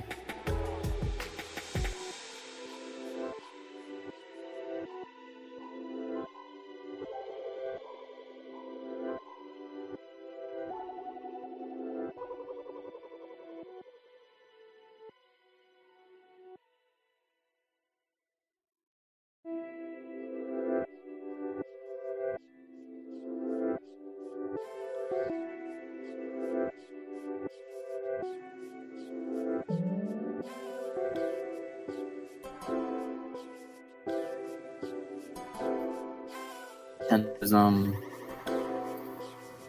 kaiju like that are marine based. Orcathrax is pretty good underwater. This guy I think might probably be a standout. Since elephant seals are really fast, all seals pretty much are. They have big bursts of energy. And this guy has lots of it. And on land, they're pretty ferocious, so this guy just has to rear up and body slam anything in his path and pretty much move out the way. Plus, he's got those killer jaws, those razor sharp teeth that you can talk. They can use to rip apart just much anything. And a pretty powerful bite force. And he's got those claws as well that you can use to scratch up anybody. Anyone who's handled turtles knows those guys are any lizard, turtles, stuff like that. Those guys are pretty mean with their claws.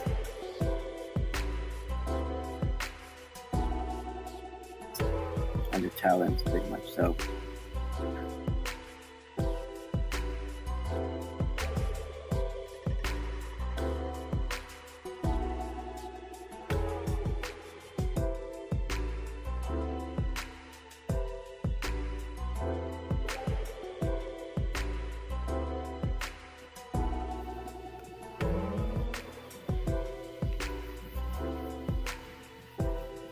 I know the stream has been a little chaotic. Hopefully it wasn't too much of a mishap. I only did it because my phone wasn't going to handle all the stuff going on. It's pretty overheated, but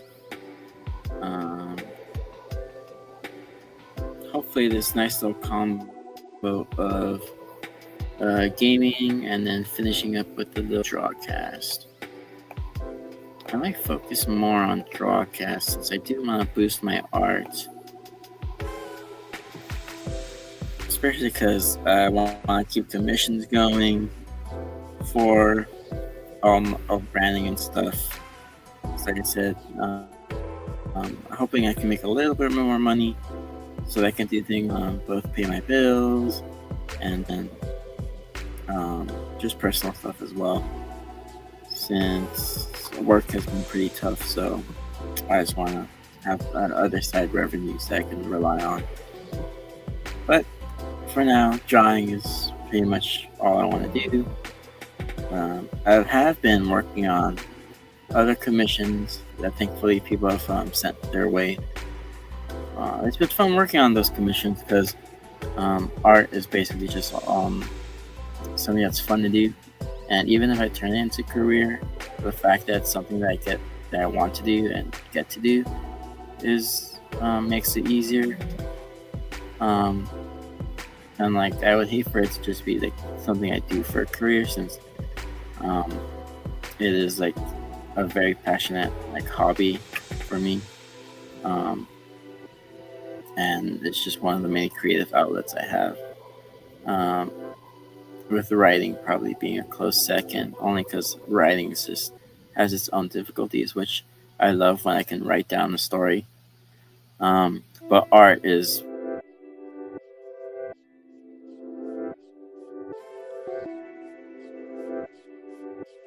we just did this guy, and then let's see. Let me do a little bit of replay so I can show you just everything so far in my process coming up with the character.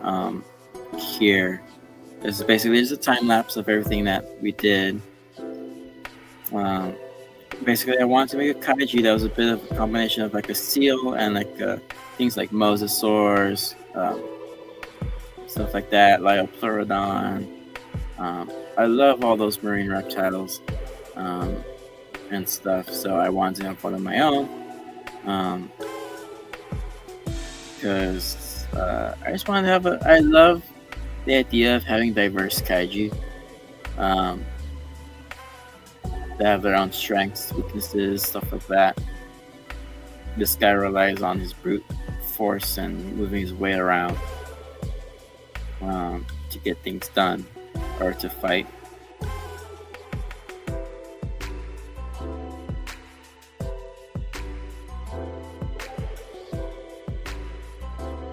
But he doesn't let that stop him from kicking kaiju ass. Yeah, times of 1 minute. It's been like it just took a little 2 days just because I took a break of 2 days. or like just like a night in between. I finished up the sketch we started with here last night. And other news, if anyone's watched or seen Kaiju Chris's stuff, I ran into him like a few days ago. And if you follow me on Twitter and the gram and stuff, you'll know that I posted my Fusion Goji fan art of his Godzilla character, or his version of Godzilla that he builds suits for. And I ran into him at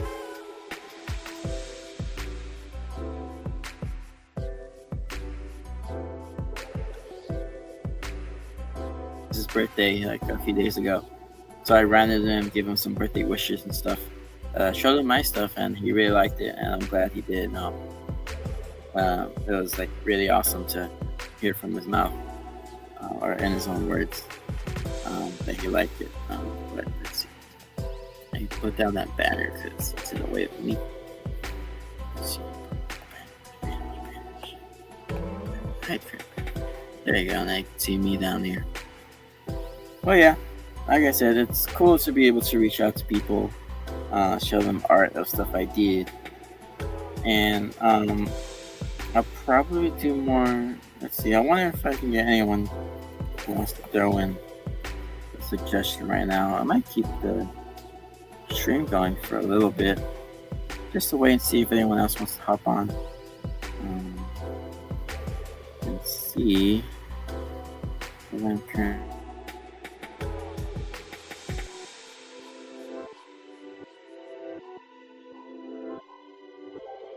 Did you know Duplicate has a brother named... Is anyone caught up with Invincible? Because I've been watching season 3 of Invincible as of yet. It's been pretty good. I've been liking it a lot. I found it so weird that people kept downplaying the Invincible War episode because I don't know, everyone was just saying not to get their hopes up because apparently there's some hype building towards the Invincible war arc, I guess, if you can call it that. But it's like, oh guys, it was just one issue, it's not a big deal. But I mean, a lot happened in the Invincible arc episode, the war arc.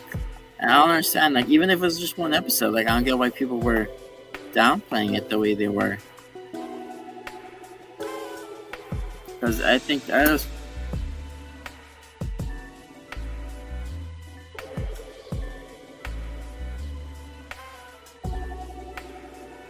from meaning to do some drawing and suggestion. Characters, Lucy or Lucy face.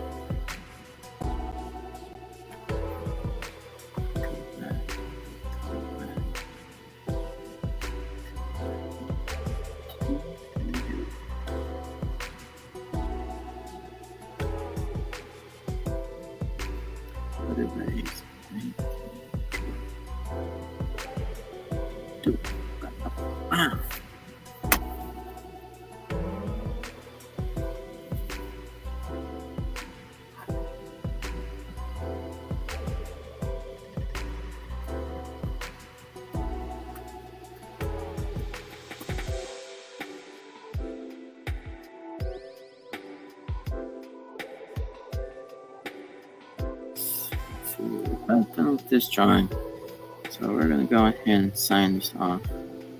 I can sign it off with something that I've been doing the light pen, is signing it off with a nice little like that. Now that's just my art signature, so if I sign anything art related, it'll always be this signature. That's just my art signature, it's not my real one. I learned a while ago that it's always best to just have your separate signatures for things. For signing your material, signing any autographs, stuff like that. Best to use An exclusive signature for stuff like that. Alright, so let's see. Some stuff we need to get. This is a recent piece I did not too long ago. This Bigfoot piece. Does anyone knows me?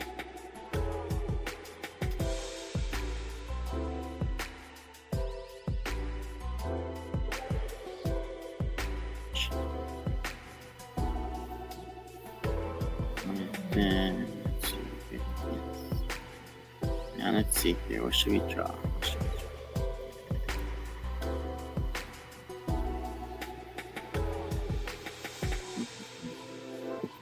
Let's see. I know what we might be able to do. Anyone drop any suggestions? I'll see. I did pick up a recent figure from a shopping outing that I went to Tokyo.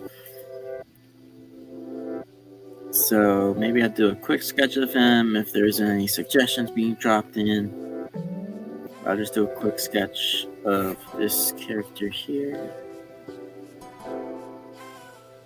He is a pretty popular character from what I know. So hopefully we'll get to do some cool.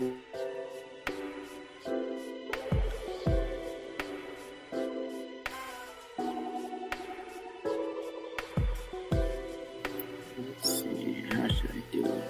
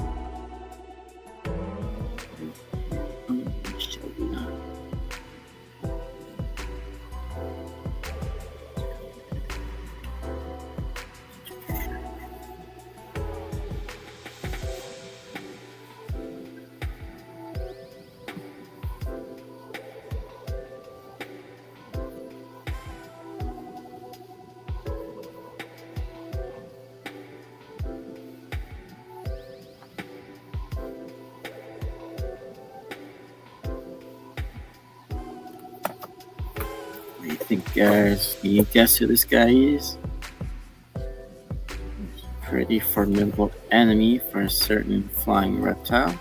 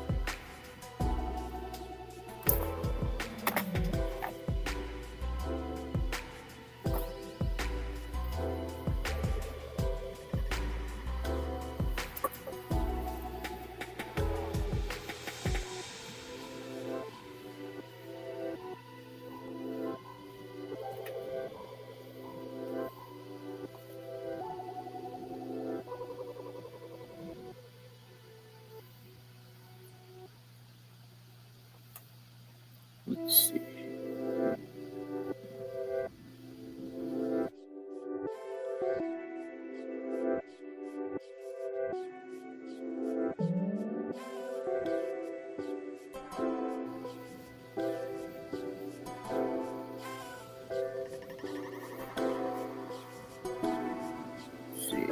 fingers does this guy have? 5 fingers.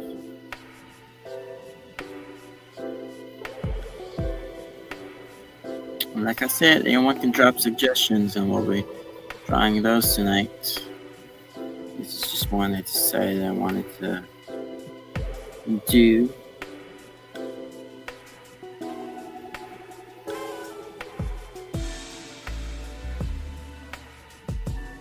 Because I recently picked up a figure of this guy.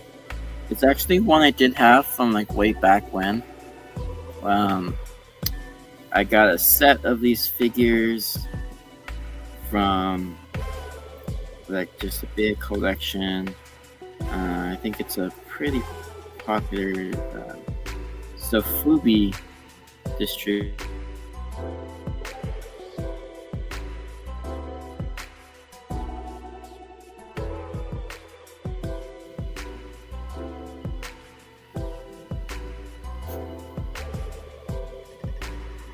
Right now, that's a pretty well-known line.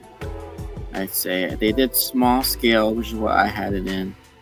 Like small scale Sofubi, no more than 4 inches, I want to say. What's this? Was this from a while ago? When was this? Oh, there you go. Wait, let me add you to the stage. Zim, what's up? The ceiling, that's what's up. That's right. You just have this on loop right now? What? The the song? Or the music? Yeah, since I usually do it for anything like gaming or drawcasts, but... Interesting. Is it like royalty-free music, I assume? I assume so. That's what they, well, I found. Let's see, it's lo-fi. Or no, right now it's the acoustic. It should be over right now. Is it still playing? Okay. No, it's not playing now. I was just curious because, like, I need to clear out some of the music I have because some of it that I do have saved is like copyrightable. So I'm like, I need to check myself on some of those. But no, just curious. Yeah, I just use whatever StreamYard has in their catalog. That's just what I've been using. No, okay, gotcha. But I decided to drop in, so I'm just saying hey before my sleep aid kicks in, and then I fall into my deep slumber. I see. And I think I'm not sure if you just said something right there. I just heard it just kind of popped in for a second and popped out. Oh, what's new with you since last we spoke? Same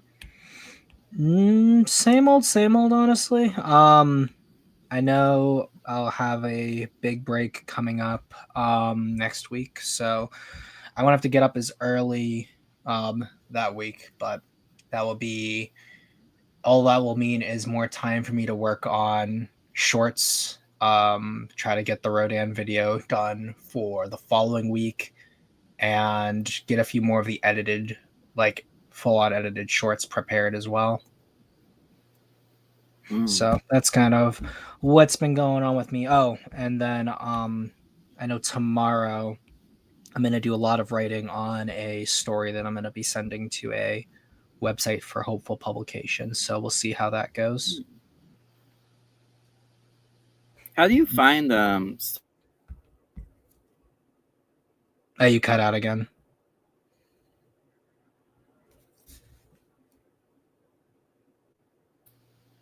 Stories and such?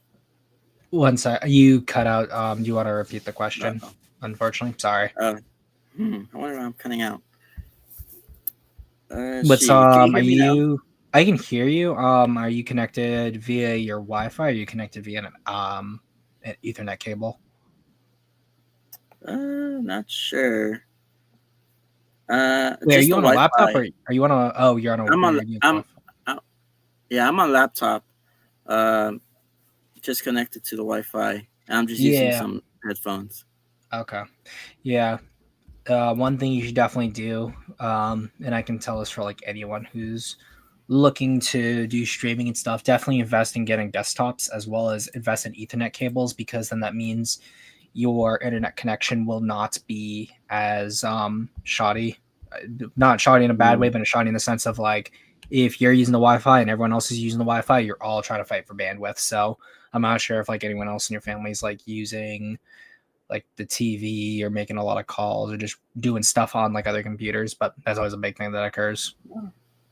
Yeah, it's As probably well that. as another thing too is that because you're using reflector to connect to your laptop from your iPad there, that's also taking up a lot of bandwidth as well. Mm-hmm. So yeah, Yeah. that's one thing to consider. But what was the question again? Sorry. Well, if you can hear me as clearly, how do you find stuff for submitting stories to magazines and such? So I got like this place where I'm submitting this story to. I found them because I was interested in other fantasy sci-fi stuff that they were doing, and I think that this may be I guess not relevant. What's the word I'm looking for? Um I think a lot of kaiju fans can like relate to this in that in your group of friends, you may all have nerdy hobbies, but you're like the one guy in your friend group who's the kaiju or the Godzilla guy. So for me, what I thought was a good idea was that because I am the resident sort of big Godzilla guy in terms of like that small community of people, and no one else is really doing kaiju stories in their style. I was like, oh, what if I do like a dinosaur slash kaiju story in the trappings of their style, and then as a result, I sort of mold myself to that market since it was already a style I liked when it came to the fantasy and sci-fi that they produced. And I'm like, well, kaiju is fantasy and sci-fi, so why don't I just fill a niche there for some people?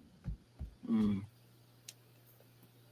But yeah, like I'd say like find what other things that you have interest in and then try to mold kaiju to that.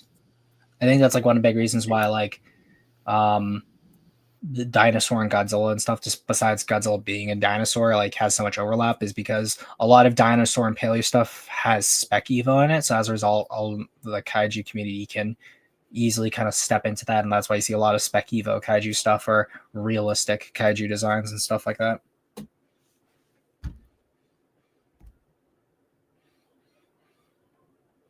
As well as I think probably it was cut out again, but yeah, that's the best way to describe it, I guess.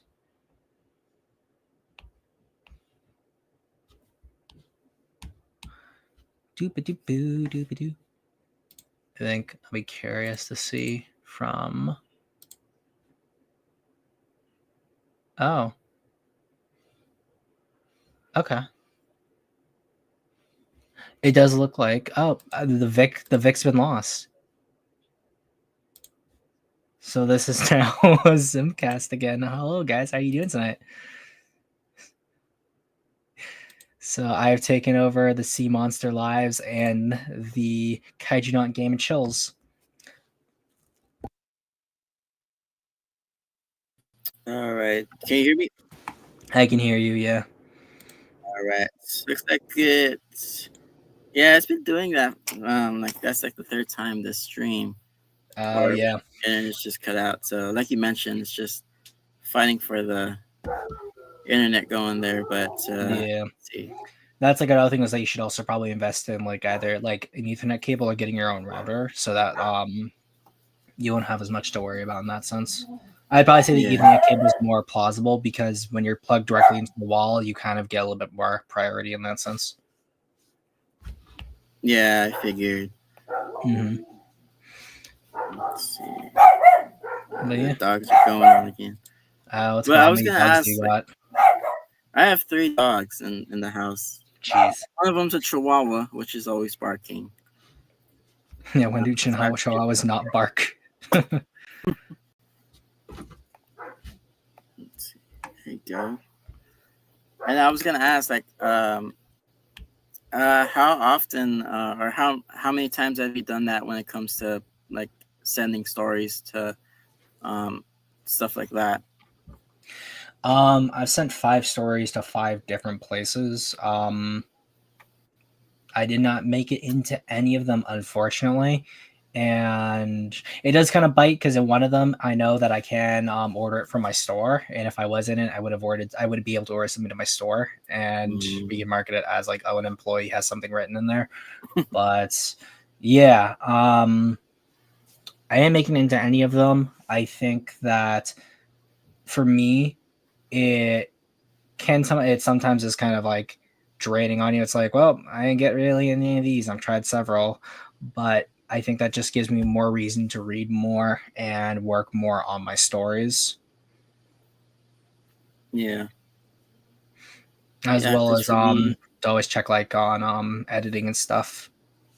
hmm yeah, because for me, one thing I want to try to get off the ground with my stories is like try to find a way I can get something published, whether it be Hmm. something like that or just doing my own thing. Yeah. Because like I think one goal that I want to try to do to get like some of my first published stuff out is just do you remember those little like mini booklets of the short stories by like Lovecraft or Mary Shelley? Um, do you mean like new one Like the like Gothic the Tales collections things? like the Yeah. collections that you find at a bookstore? Yeah. Yeah. I want to do something like that with like a bunch of just my stories and just like jumpstart something with Hmm. that. Yeah, no, I think that's like one of the main reasons why I've moved away from like working on like the novels and stuff I've been doing and focusing more on short stories is that you can get more done in that case, and as a result, you'll have a bigger output of work. I know for myself, outside of the Rodan video, which is like the big thing I've been working on, and then I have the video game review and the Godzilla 98 video for May. There's been like a Godzilla flash fiction I've been working on too, and I think that if I want to do writing more often, I need to like put more work out, even if it's not published and I'm not directly making money off it. Just putting it on YouTube and having people listen to it, I think is just as important, because then that way people can kind of see like my writing style. And if like I've never heard of a website, someone can be like, hey, like I saw this website here, you might be a good fit, and then I can sort of see what I can do to acclimate myself to that. Mm-hmm. Speaking of that, I know I've sent over some of my stuff through the Discord. Do you have a chance to read much of the stuff that I've sent through? I've read through Pocho versus was it Shrieker or Shrieker? I think it's Shrieker because Shrieker. it Well, said Shrieker. yeah, Because I Shrieker. know that one I went over and I did have some edits to it. I literally just been so busy with other stuff I haven't gotten back to you on it, which I think probably this week, or not this week, next coming week. I know I have Monday completely off, Thursday I have completely off, and I already have um, at least 2 of the 3 videos I wanted to upload for that week done. So I'm gonna be working on the Road video, and then I'm gonna be sending back a lot of people's like work that I've looked over because I've been a little bit behind on that. So, Mm-hmm. um, but yeah, like I like them. And I haven't gotten around to doing it either because the books haven't come in. But looking at your like the writing style you have, I think that like you'd probably do really well working in a like you not young adult. What's the term? Middle grade books would probably be a good fit for you. Mm. So like Okay. that'd be like ages like 11 to like 15, 16 ish, and then like 7, 16 up is sort of like young adult. So that's more like your Thrones of Glasses, Scythe is another one, Mistborn, things of that nature for like young adults. But like the Ranger's Apprentice is more middle grade. Percy Jackson stuff, that's middle grade as well. If like for anyone in the audience has got a like looking for examples. Nice. I would like if you could send me through some of those examples, because like just the titles you think fit well with my style. I would like to learn more about that. Yeah, because I think that like a lot of that stuff, like what I've seen, I know I'm not in work tomorrow, but I can send like pictures and stuff. But definitely I'd say like one example based on like how your art looks versus like what I think the good like reading level would also be to like acclimate people into your stories would probably be that age range. And like I said, Percy Jackson would be like a big tentpole example of like a series that you should take notes from. Mm-hmm. All right. And then I don't know how much of more stuff you want to talk over, but um, if you have anything else you want to say about it, I'm more than happy to listen. If you have anything else you want to talk about, because I would love to talk about it. In terms of your work or just work in general? Yeah. Yeah. My work, what you thought of the story you read through. Like I'd overall, I like the idea. I think that it definitely has that short story sentiment of sort of in meteorizing like everything about like these characters instead of starting from the beginning and sort of like all the origins of like your universe and its characters, which I think the story you'd given me prior, I think it was the story where I was looking at while I was at G-Fest. That one seems more like the beginning to like a bigger story rather than a story on its own. Um, but I think that one thing I will say is that when it comes to middle grade works, I think that you can be a little bit more loose with story length as well as sort of where you start things. Because since your audience is a little younger, you can get away with doing a little bit less and a little bit more in other areas. So I think that like the language, for example, and how it flows is similar to those stories. So I think it's easy for kids to pick up. And I think that when it comes to like how you characterize your monsters and how your monsters look, they have a very teenage boy style to them in the sense of they look cool, they're very flashy, and they have like small features on them that I think kids are really attracted to. And as a result, um, they fit well within that range for people who would want to read something like that. And I think that since there isn't a whole lot of monster stories or people who focus on monsters specifically, it's kind of a undeveloped niche, as it were. Hmm. Yeah, because I will say that I don't think I was going for that in terms of the target audience. I will say that some of it is partially like um, when I write in a way that I think probably would have appealed to me more in that when I was that age, I guess. Mm-hmm. So I guess that's where it comes in.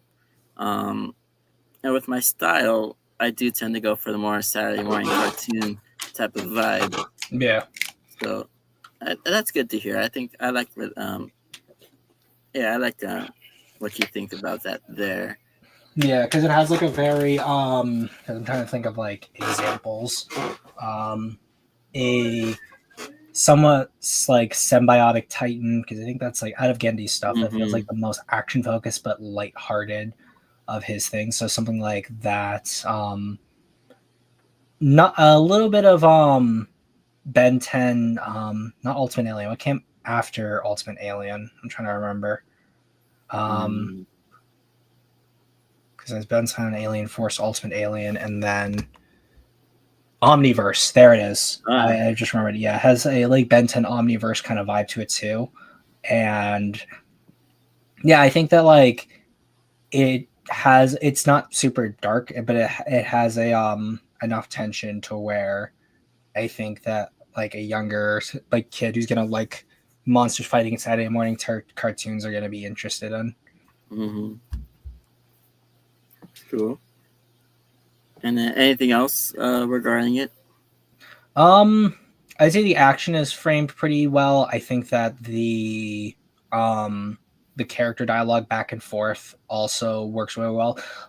Um, but yeah, no, like I think that the only thing that you could probably change is again, off the top of my head, I can't. I think there's a few words that you like to use more than others. I'd have to circle through it again. That's like the main thing that kind of can cause a bit of issues when it comes to writing, is like repeating phrases and ideas a little too much. Yeah. But yeah, like, because when it comes to like how your prose flow, they have a pretty even and loose sort of way about them, where they don't have like a plotting style or like very verbose or very descriptive versus not descriptive enough. It just has it's very utilitarian in a sense, but not like in a bland way, but in a sense of like it sort of helps the story, if that makes sense. Yeah. Yeah, I get what you mean. I've gotten similar feedback from other people I've shared the story with, so I understand something I probably have to work on and do Like, better what are with. you But what are you trying to go for? I guess would then be the next question. uh, I'm not sure because I'm still like a little bit new to writing. Because when it comes to things, I'm not really sure how to put the words into what I'm going for. But I want something that like is a bit goes for things like faster pace, um, with like brief descriptions enough to where you get like you said, like where I have staged things out clearly.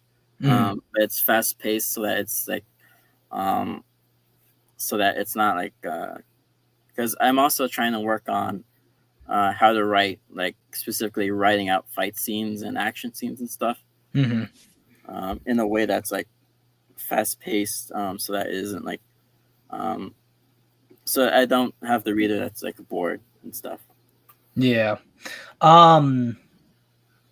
Again, I'd need to see where I put the physical copy of your story, as well as I know I'm also tired myself generally, so I might not really slip over my words, but my critique wouldn't be as hyper effective as I would want it to be in most circumstances. But um, when it comes to like how the fights, like to make a good fight scene, especially with creatures, I think blocking is really good. And I think that similar to how on screen, when a person's portraying a kaiju fight, you either have like really low ground angles, realistic shots, or like a bird's eye view kind of events.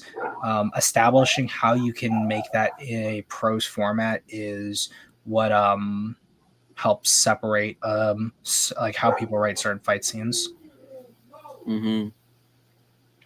Yeah, because I try to have because most of my stories I write from like a first person's perspective. Mm-hmm. Um, like for the last one, Sarah, who's like my main character of like this universe, who's like partnered with Pocho most of the times.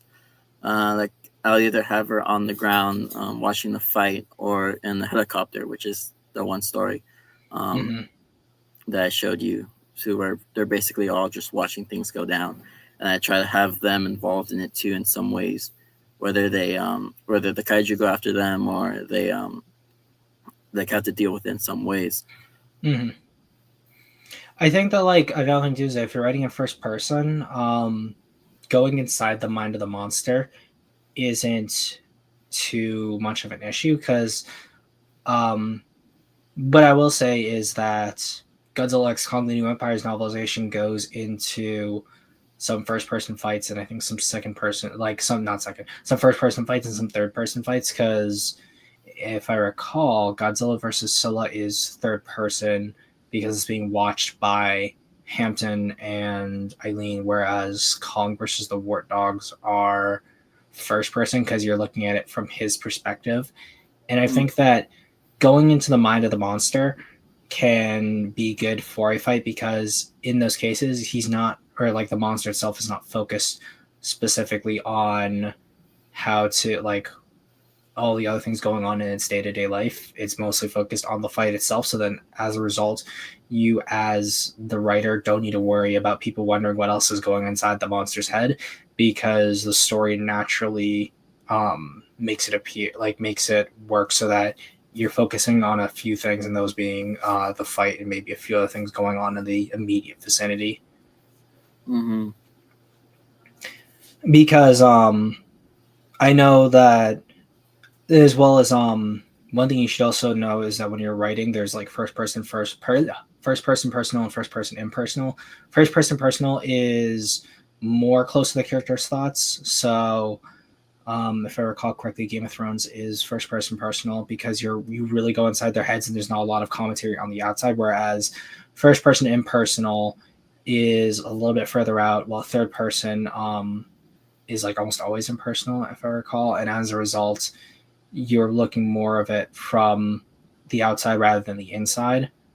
Mm-hmm. And I think that a whole story does not always need to be first person or a third person, but I think that in a lot of ways, third person works easier because you can jump between characters more. Mm-hmm. Whereas with first person, you're usually stuck to one character throughout an entire story. And if you are doing that, there's a lot of tactics that you can do to make a story feel as in it as the character does. Yeah, and I think I need, because one thing I want to try to do is work better at like handling the different point of views in that way. Because there's one story that I'm trying to work on where I do have like a first person, I guess you would say, personal perspective. But I also juggle it between another side story that's like mostly third person. Okay. So do you have any tips for that?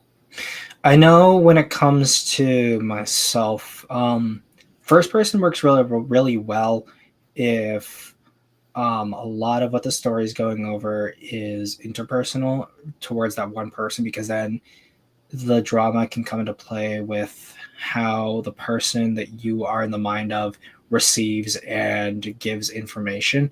And as a result, that's where a lot of the intricacies come from. Whereas with third person, you are able to get glimpses of what that character is thinking, but not as much since you're not always in their head. I also think per third person works better for action, because as someone who's moved away from the character and you are focusing more on the fight itself rather than like the person's internals, that helps. But when you're when you're doing a first person fight scene, a lot of the internal dialogue is going to be focused around the character and oftentimes wondering what it is they should or shouldn't do.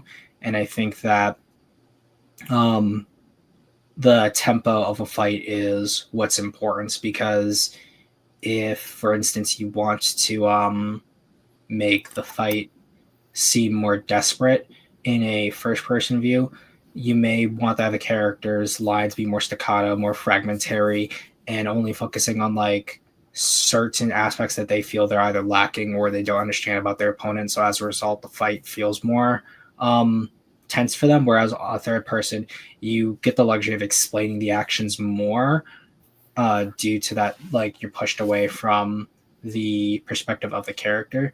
And as a result, it feels almost like a narration in that sense, because you're sort of analyzing the fight outside of their perspective, sort of like how a sports commentator comments on how players are like acting in a game.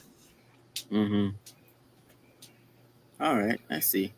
So I have to take that into account, Dan, when it comes to what I'm working on, because I think with my stories, like I think I said before on other podcasts where we've talked about it, I like to have like ensemble casts in a way, because I just like having different characters to juggle around and see their perspectives and such. So I think it's something I really want to practice on and just keep doing. And I think that's what I want to try to do with all the short stories that I want to do, because like I think most of my stories are pretty like short form stuff. I try to use like I always refer to your guideline when it came to the word count that Yeah. you shared. I always try to go off of that when it comes to like what I do, like either flash fictions or short stories. Um, because I don't think I've only ever like written out like 100 page. I don't remember the word count for it. I think it was the Godzilla story thing we did where we all Mhm. shared our things. That was the only one I ever fully wrote out. So yeah, I'm probably gonna do more. I mean, if you'll indulge me and from time to time where I can share that with you. Yeah, no, definitely. I would say like another thing too when you're speaking about fights, I think also looking at certain to like look at UFC or boxing matches or even like sport fencing and take notes about like where you see like an ebb and flow or like a story about that you can form out of the events happening, and as a result you can sort of see where a tempo shifted between the fighters or where you think there's no hope or a reversal, things of that nature. And Mm, as a result, you can sort of write fights better in that sense. And also kind of looking at analyzing the blocking of these characters. So if you understand where everyone is and what's in their vicinity, it then allows for the audience to understand that. And as a result, they can work around like, oh, this is what's happening in the environment around them. So it feels more alive. mm-hmm. And then let's see, since previously it had this, I was doing a gaming stream that turned into a little bit of a drawcast. And whenever I do a drawcast, I always like to have the any guest stars explain to me and present their work when it comes to your art. So if you still have time, if you can talk about a little bit about your art and your art journey thus far. Yeah, no, definitely. I would say like going from pen and paper to where I am now with digital, I think that a lot of my influence comes from manga, specifically manga from like the 80s and 90s, but also a lot of comics that are from the 80s and 90s as well. I think that like I like the use of angles, although I'm not really good at it yet. I like the use of shadows, the color palette, things of that nature. I really like about that era of comics that I think is kind of missing now with a lot more of the digital stuff. And I Mm-hmm. think that the angular take that I use for a lot of my work, I like it because it gives this sort of jagged, rough around the edges sort of aesthetic to it, and I think that that's like what I want for in my work. But I'm also someone where like I'm very big on like aesthetic cohesion with my stories. So, like for example, a lot of the gigantic stuff that I've been working on with my stories has been a lot more of a focus on American monsters and how they're designed. And with American monsters, a lot of them are just sort of beefed up animals with a few like specialties here and there, which is similar to a lot of some of the early Japanese monsters as well. But um, with the Japanese, there's a lot of features that you see on certain giant monsters that American ones you wouldn't see as much. So I know. Let me see if I can bring up an example. Give me one sec. Da, da, da, da. I think I'll do this one as it's not a. I was also gonna show. I don't know if that. Yeah. Yeah, my boy Durakis. There you go. Good old Durakis. And I could So also share anything you want to pull up too. yeah, let me pull up one thing for myself. But where did I just put it? There we go. Okay. Do. So we can go over. I'll go over both the first and second one. I'll share it in the back, but I'll show off this one here. So There you go, yeah. Sharon. With this kaiju here, it's specifically designed around the idea that I wanted a fish monster. And actually, since this is pulled up here. Let me do this too. So, and I think, yeah. Is it going to zoom in? Yes, it's going to zoom in on your side as well. So, as I asked, I do this to everyone and hurt their eyes. There we go. So, I want to do a fish monster, and this one's for Kaiju 2000, not the Gigantus stuff, but originally this monster was literally just a giant fish. Let me also pull up what the original design looked like as well, just for comparison. So let me stop sharing real quick and I will show the other monster just for a second. Right. Okay, so with the original design, I had it have 2 sets of front fins, 2 sets of back fins, and due to the idea I wanted with this creature to be a giant fish kaiju, but was an example of how kaiju are a little different from like all known like forms of life, where they are mostly like vertebrates or tetrapods. I wanted to make this a hexapod, so it was just sort of a luck of the draw that evolution decided to go with tetrapods instead of hexapods. So as a result, you have all of these here, and it's based mostly on how a lot of lobed fish and early fish have those extra set of fins that you don't really see on later forms of fish. So I wanted to give it like this very primeval sort of vibe to it. So that's why you have more of a newt or tadpole-like tail instead of the fluke you see of fish in like derived marine reptiles. You also don't see a dorsal. The armor plating on the head was modeled after like placoderms, as well as other species of like known fish. So there's that. But if we go back to to the design I have for him now, where when I was designing him, I was like, I think that I wanted to go a little bit away from just pure giant animals with some of the Kaiju 2000 characters, and as a result, the front fins became bigger. You get a vestigial pair, and then you have just full-on legs here. So you get something closer to like a Gessera, for example, rather than like a Bruce from Jaws. But that's another thing too, is I wanted to change the fin to be a little bit more exaggerated, so it's larger.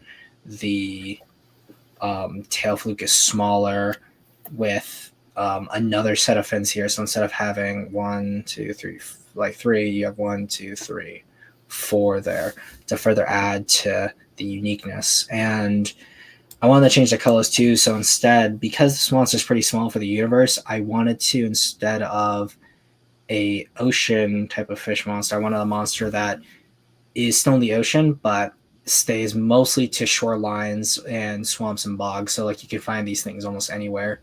And as a result, you have a more muted green instead of a silver and blue, like something you'd find in the open ocean, for example.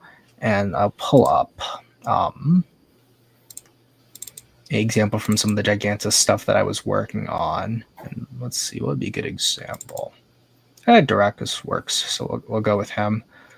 So I'll share the screen there. So with Duracus, what I wanted to do was do a pterosaur kaiju that, unlike Rodan, where Rodan is mostly based on pterosaurs and birds, I wanted to go with like a true retro kind of creature look. So instead of actual hands like pterosaurs, you have almost dragon-like wings. The tail is long and arrow-tipped like a dragon, but also like certain pterosaurs like Rhamphorhynchus. But the arrow tip is always associated with dragons, and I wanted there to be really no bird influence here, just pure reptiles. And same goes for the head, even though he has a very Tyrannon-looking face. A lot of like old paleo media and even new paleo media that's trying to reference older paleo media have pterosaurs possessing these teeth here. So that's something I wanted to do as well. And since you also get all the spines and stuff with like retro paleo art and like things are trying to emulate that, I wanted to keep the spikes there. The chest is very hollow, almost gaunt in a way, because you see that also with old paleo art where pterosaurs aren't fluffy. They're usually very leathery, skinny, also rat-like, which a lot of early depictions were. And I found that to be a fun exercise, designing a creature that looked like that and trying to do what Rodan does, but not do what Rodan does. Because I can also, since I have him pulled up as well, what my take on Rodan is for people in the audience. So with Rodan, you have all the hands here. You don't have the extra membrane like finger bit here between the wings. A lot of dragons and some pterosaur depictions do have.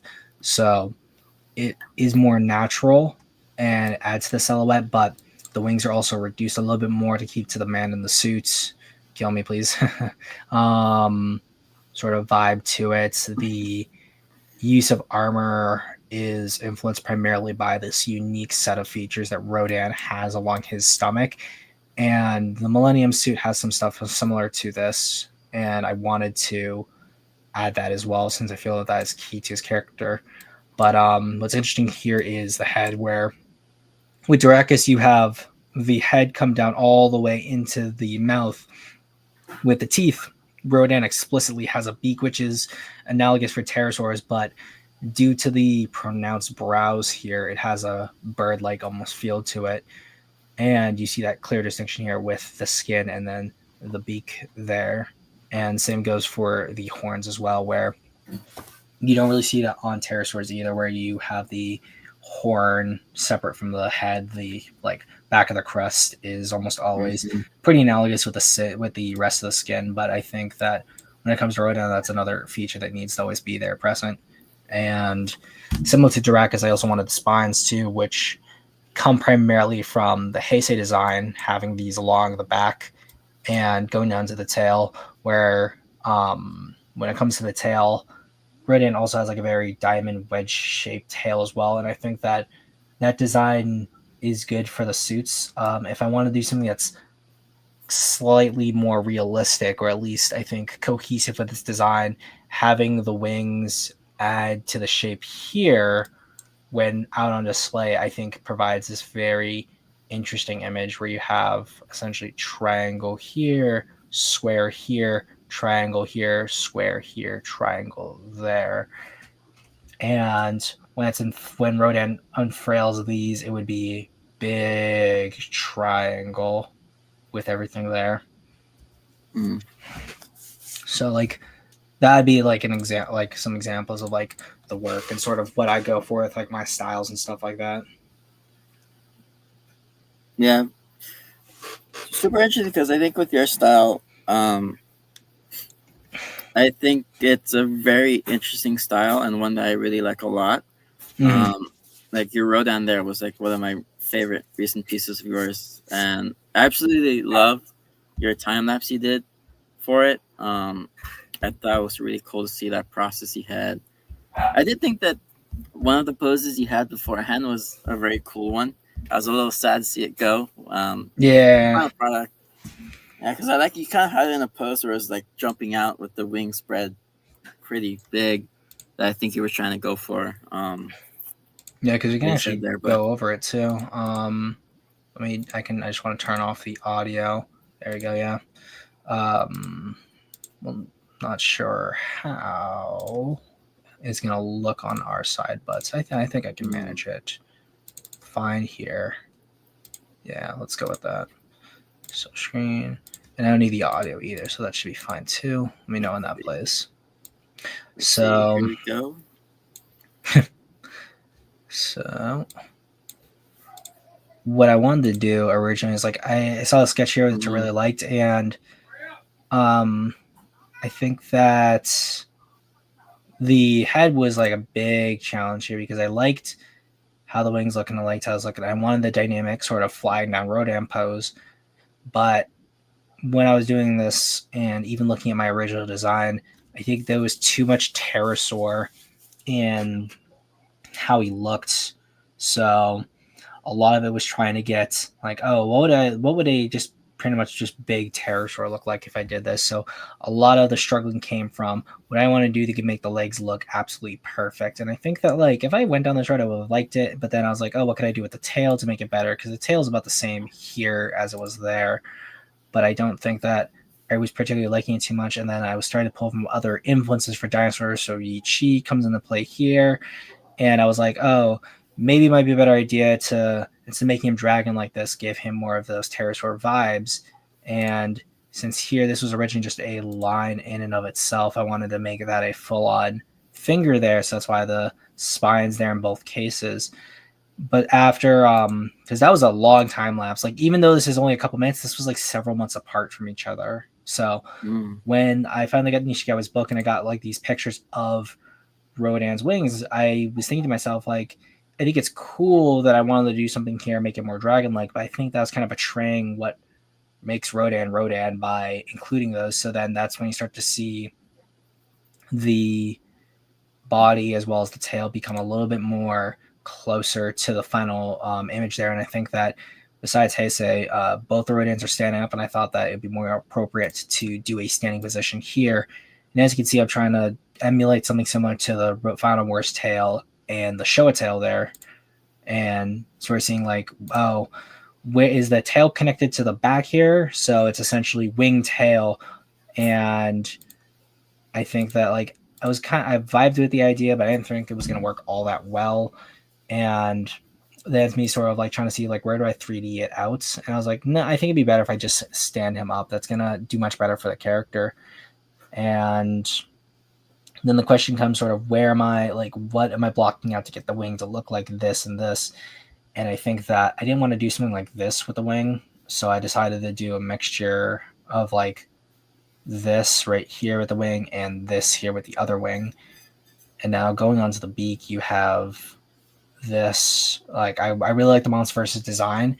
And I think that the distinction between face and beak there becomes a little bit more prevalent. And I'm still just trying to get like the wing to look nice. But right here, I've essentially got like my idea now for the tail.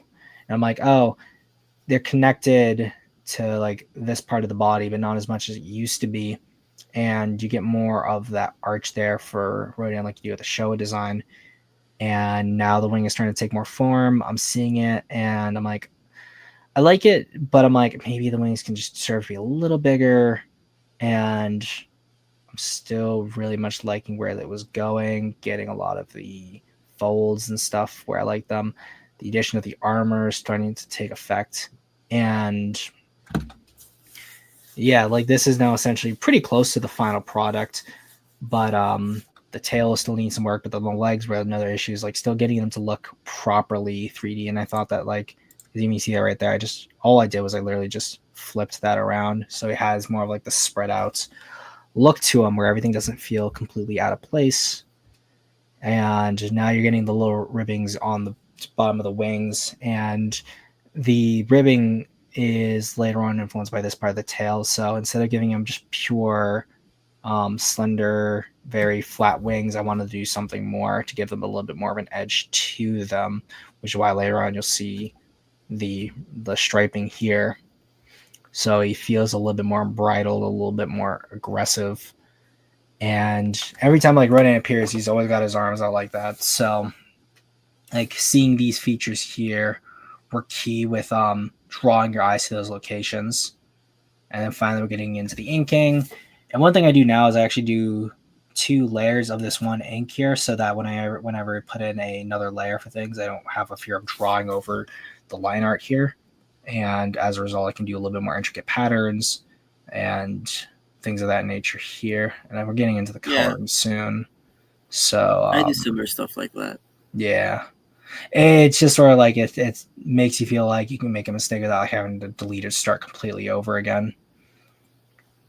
And usually what I used to do when I started doing the GX stuff was all of these kinds of features used to be all different colors when I would do them. And then I would turn the opacity down, and that would make them appear a faded color of whatever color they're on. I thought instead of trying to get the colors mixed up, I can just do this now with the colors, and once you fade them out, they look more natural and part of the body. And so I'm trying to find a color that has this right pitch that I want to go for.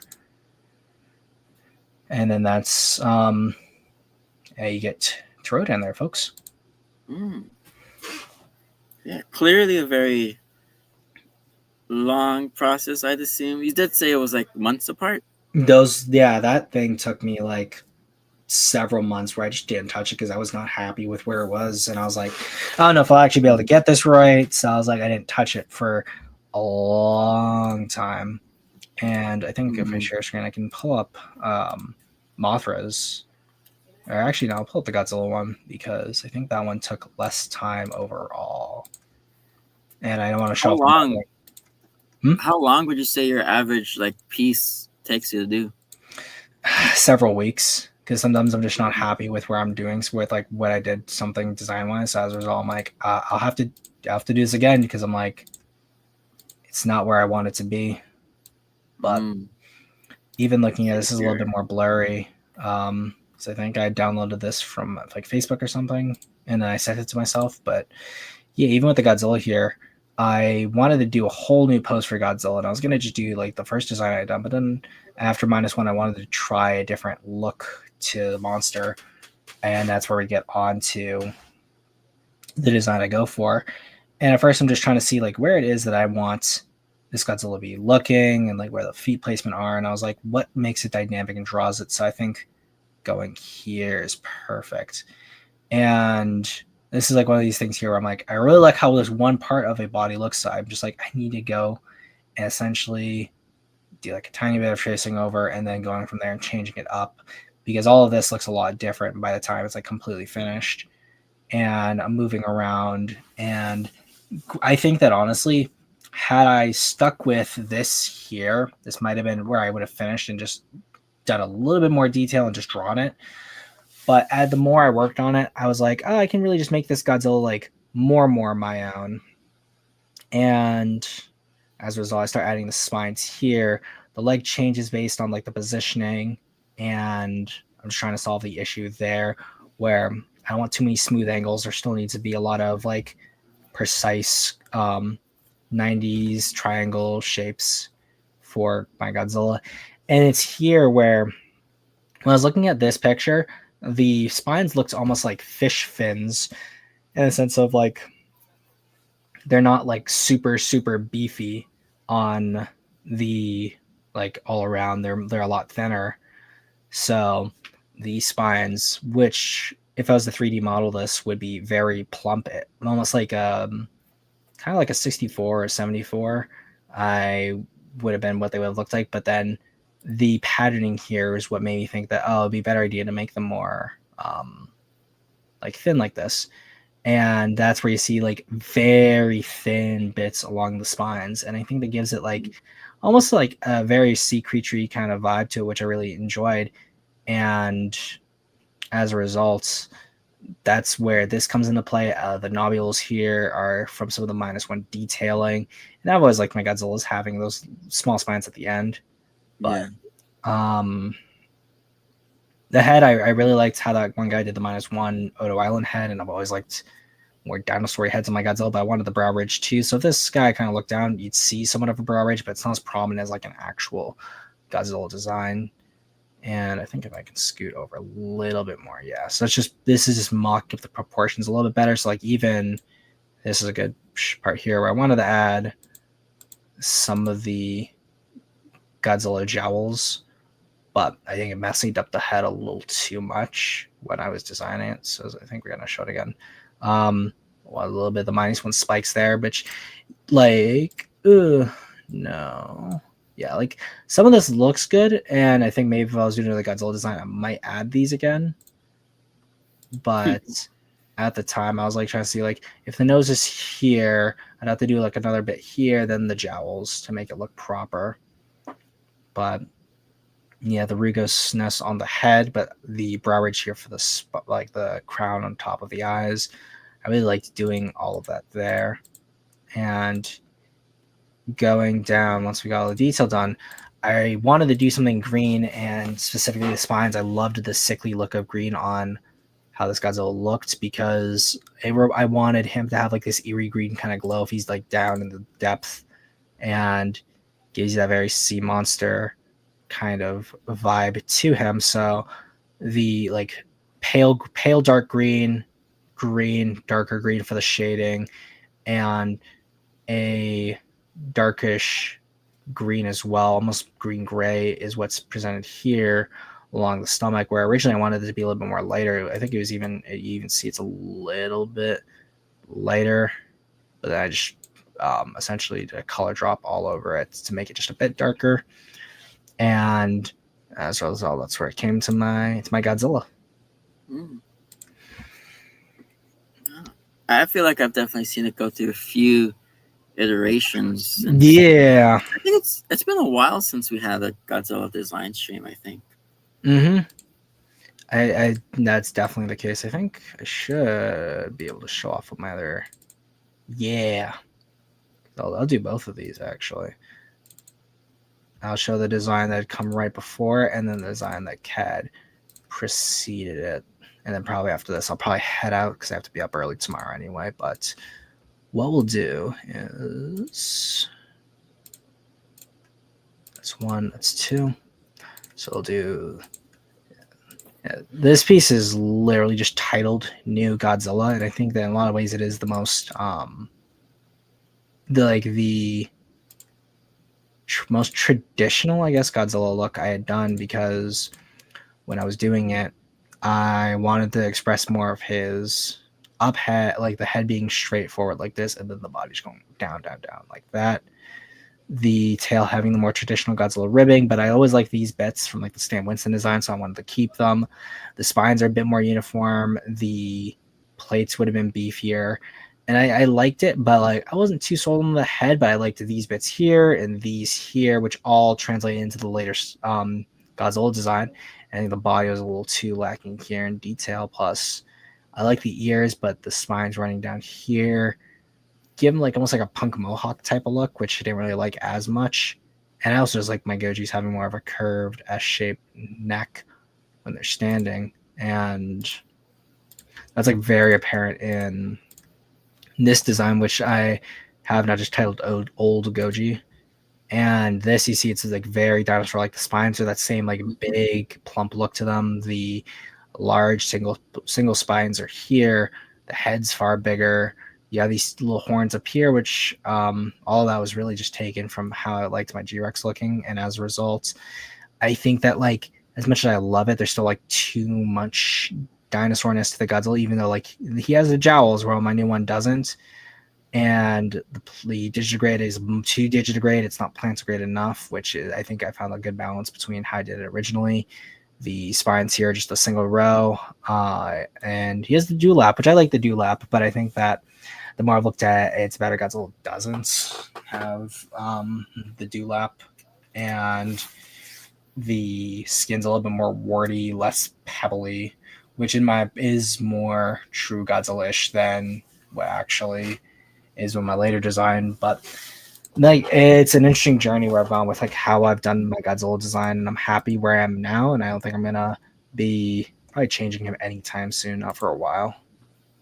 Okay, and then let's see. Before we have you head out here, let's see. One more thing I want to ask you is, with you dabbling in both writing, and I've seen you do your little 3D animations that you do on your stream sometimes, and having your art here. What are your ambitions in terms of like your art when it comes to like the 2D stuff you do, and like where do you see that going in the future, or where do you want to see it? I would love to see my art keep improving to where like I'm doing more commissions, doing more creature design work for people. That'd be like the big dream. I also use it to influence what I want to do for my 3D stuff. So I know once I feel like I'm comfortable, I know how to 3D model and rig things properly. I'm going to be doing a lot of profile views for my monsters, so I can start putting them into Blender and get those animated to get like my game ideas and animations and stuff off the ground. All right. Well, I definitely look forward to seeing all of that. And then I guess I'll end it off myself here. If you want to give any shilling you want to do, promote your stuff, anything you want to go before we close it out. Okay. Y'all know where to find me. It's Zimzol99 almost everywhere. Just add OG underscore before me on Twitter, a YT behind me on PlayStation, and everywhere else. No one else kind of took my name, so I'm happy about that. But Yeah, stay tuned. I've got a stream tomorrow going over a D-Man video and sort of Godzilla versus Kong and the meta discussions around that, as well as a MonsterVerse actor news shorts. So those are gonna be fun to look at. I've got another short that's coming in on Thursday. Essentially now I do big uploads are Tuesdays and secondary uploads are Thursdays. I just did some audio for a unscripted video. So I sent that audio off to a buddy. So he's going to edit out that video for me. We're going to see how that looks like. And if that's something where I feel very comfortable and happy with the job he did with the audio, what I'll probably do is do more unscripted videos about topics and then leave long form videos to like the last Tuesday of the month. So I'll always have like either 2 or 3 uploads a week. And since I'm always doing art, that always means there's more speed paints. So I think the speed paints are going to take up a lot of the short content on the channel just because it keeps me relevant in the algorithm. And as a result, I have more time to work on other things. But if y'all are feeling generous, you can support me on Patreon. And because at least where I'm at right now, sub wise, it's like if every person who is sub to me donated like $1, it would be massive amounts of financial freedom to pursue these aspirations more full time. Awesome. Well, of course, everyone here can find me on YouTube here, Kaijunaut, where hopefully you can look forward to more streams, drawcasts, gaming videos, stuff like that, general topics. You can find me on Instagram, Twitter, Blue Sky as Crispy Vic, Vic Monstrous or Vic's Monstrosities. I do have commissions open on my own Ko-fi pages. I also have my card set up with other links to my VGen artistries. You can reach me there for commissions, stuff like that. Of course, thank you everyone who tuned in to the stream today. A bit hectic, I know, with the in and outs of the stream crashing and stuff, but hopefully you guys are enjoying that. Thank you everyone again. I will see you next time. Kaiju Seekers over and out.